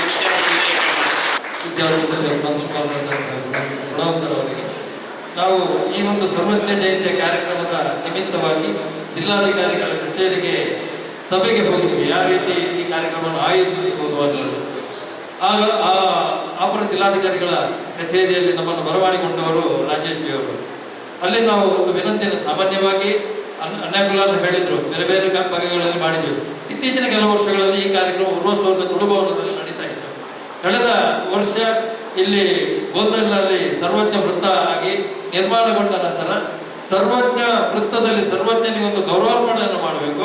ಗೌರವಾರ್ಪಣೆ ಮಾಡಿ ಇಲ್ಲಿ ಗೌರವಾರ್ಪಣೆ ಮಾಡಿ ಉರ್ವಕ್ಕೆ ಹೋಗೋದು ತುಂಬ ದೂರ ಆಗುತ್ತೆ. ಸ್ಥಳೀಯ ಪರಿಸರದಲ್ಲಿ ಏನಾದರೂ ಸಂಸ್ಥೆಗಳಿದ್ರೆ, ವಿದ್ಯಾಸಂಸ್ಥೆಗಳಿದ್ರೆ ಅಲ್ಲಿ ಮಾಡುವಂಥ ಸಂದರ್ಭದಲ್ಲಿ ಅಶೋಕ್ ಕುಲಾರ್ ಮತ್ತು ಬಾಬುಲ್ ಮಾಸ್ ಅವರು ಅವರ ಒಂದು ಸೂಚನೆ ಅಲ್ಲಿ ತಮ್ಮ ಅಭಿಪ್ರಾಯಗಳನ್ನು ಅಪರ ಜಿಲ್ಲಾಧಿಕಾರಿಯಲ್ಲಿ ಇಟ್ಟರು.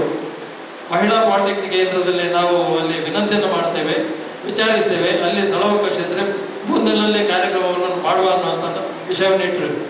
ಹಾಗಾಗಿ ಇವತ್ತಿಗೆ ನಮಗೆ ತುಂಬ ಸಂತೋಷದ ವಿಷಯ ಏನಂದರೆ ಇಲ್ಲಿಯ ಪ್ರಾಂಶುಪಾಲರು ಈ ಕಾರ್ಯಕ್ರಮಕ್ಕೆ ಎಷ್ಟೊಂದು ಪೂರ್ವ ಸಿದ್ಧತೆಯನ್ನು ಮಾಡಿಕೊಂಡಿದ್ದಾರೆ ಅನ್ನುವಂಥದ್ದು ಅವರ ಈ ಮಾತಿನಿಂದ ನಮಗೆ ಅರ್ಥ ಆಗಿದೆ.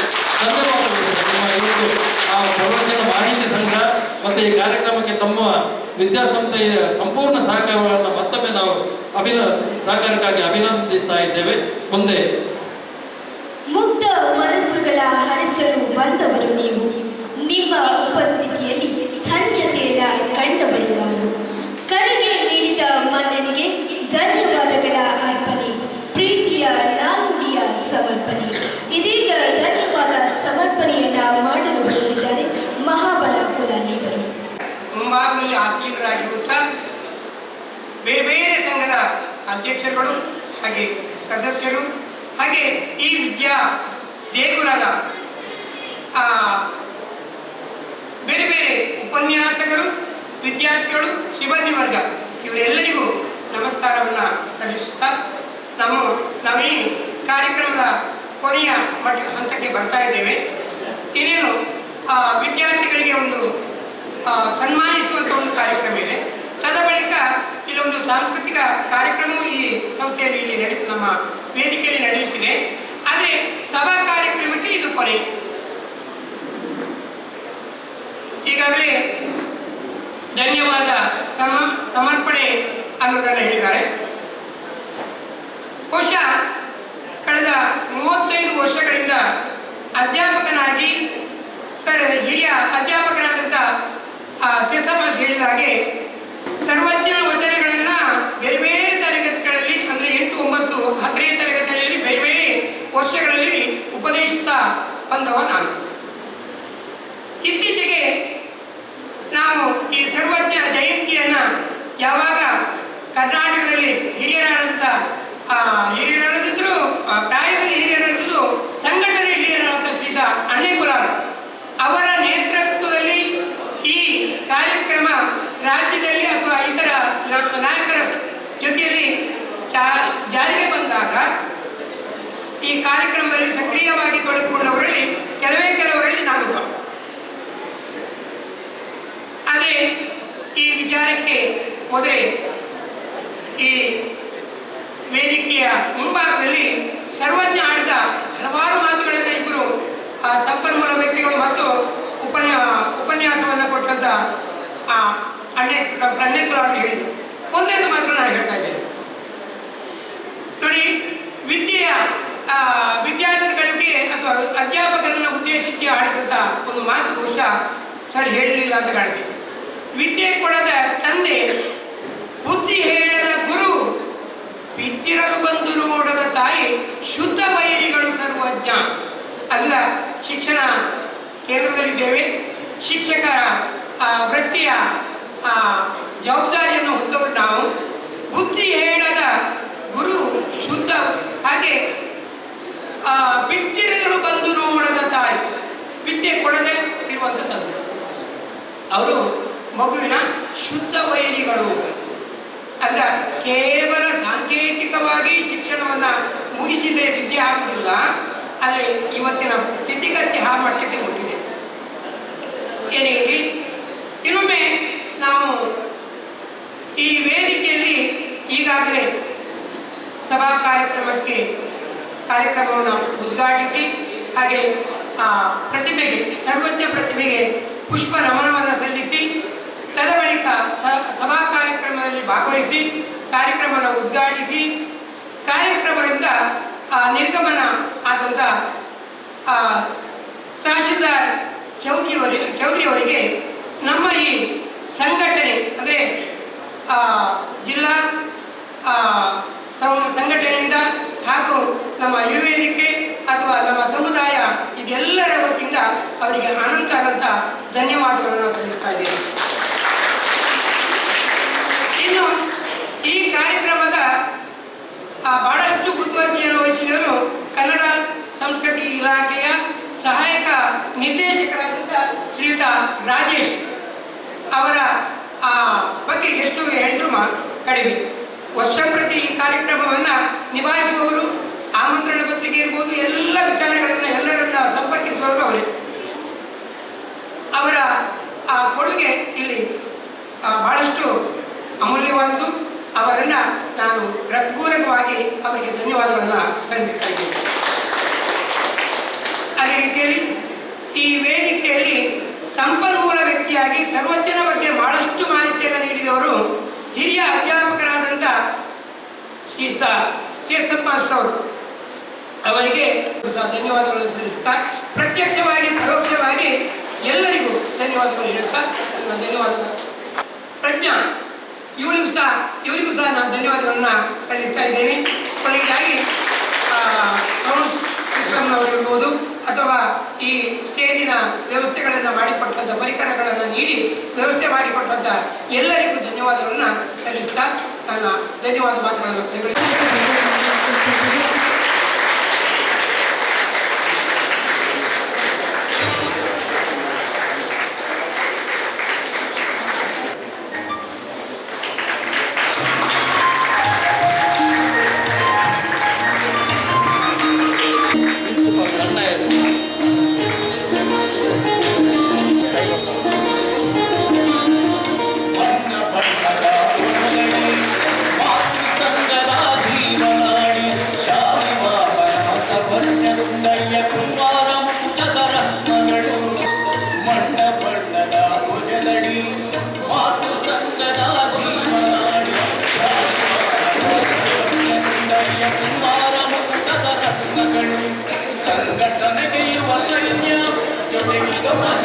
ಈ ವಿದ್ಯಾಸಂಸ್ಥೆಯ ಪ್ರತಿಭಾನ್ವಿತ ವಿದ್ಯಾರ್ಥಿನಿಯರಾದ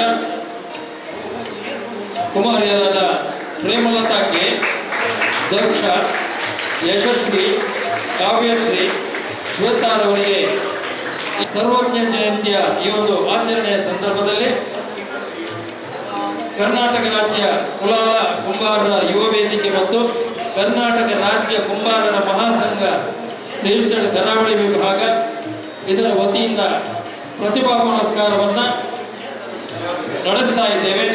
ಈ ಪ್ರತಿಭಾ ಪುರಸ್ಕಾರಕ್ಕೆ ಆಯ್ಕೆಯಾಗಿರುವಂತಹ 5 ವಿದ್ಯಾರ್ಥಿನಿಯರಿಗೆ ಇಲ್ಲಿ ಸೇರಿರುವಂತಹ ಎಲ್ಲ ವಿದ್ಯಾ ಸಮೂಹಗಳು, ಅಧ್ಯಾಪಕ ವೃಂದದವರು, ಹಾಗೆ ವಿದ್ಯಾಸಂಸ್ಥೆಯ ಸಿಬ್ಬಂದಿ ವರ್ಗದವರು, ಹಾಗೆ ಕುಲಾಲ ಸಮಾಜದ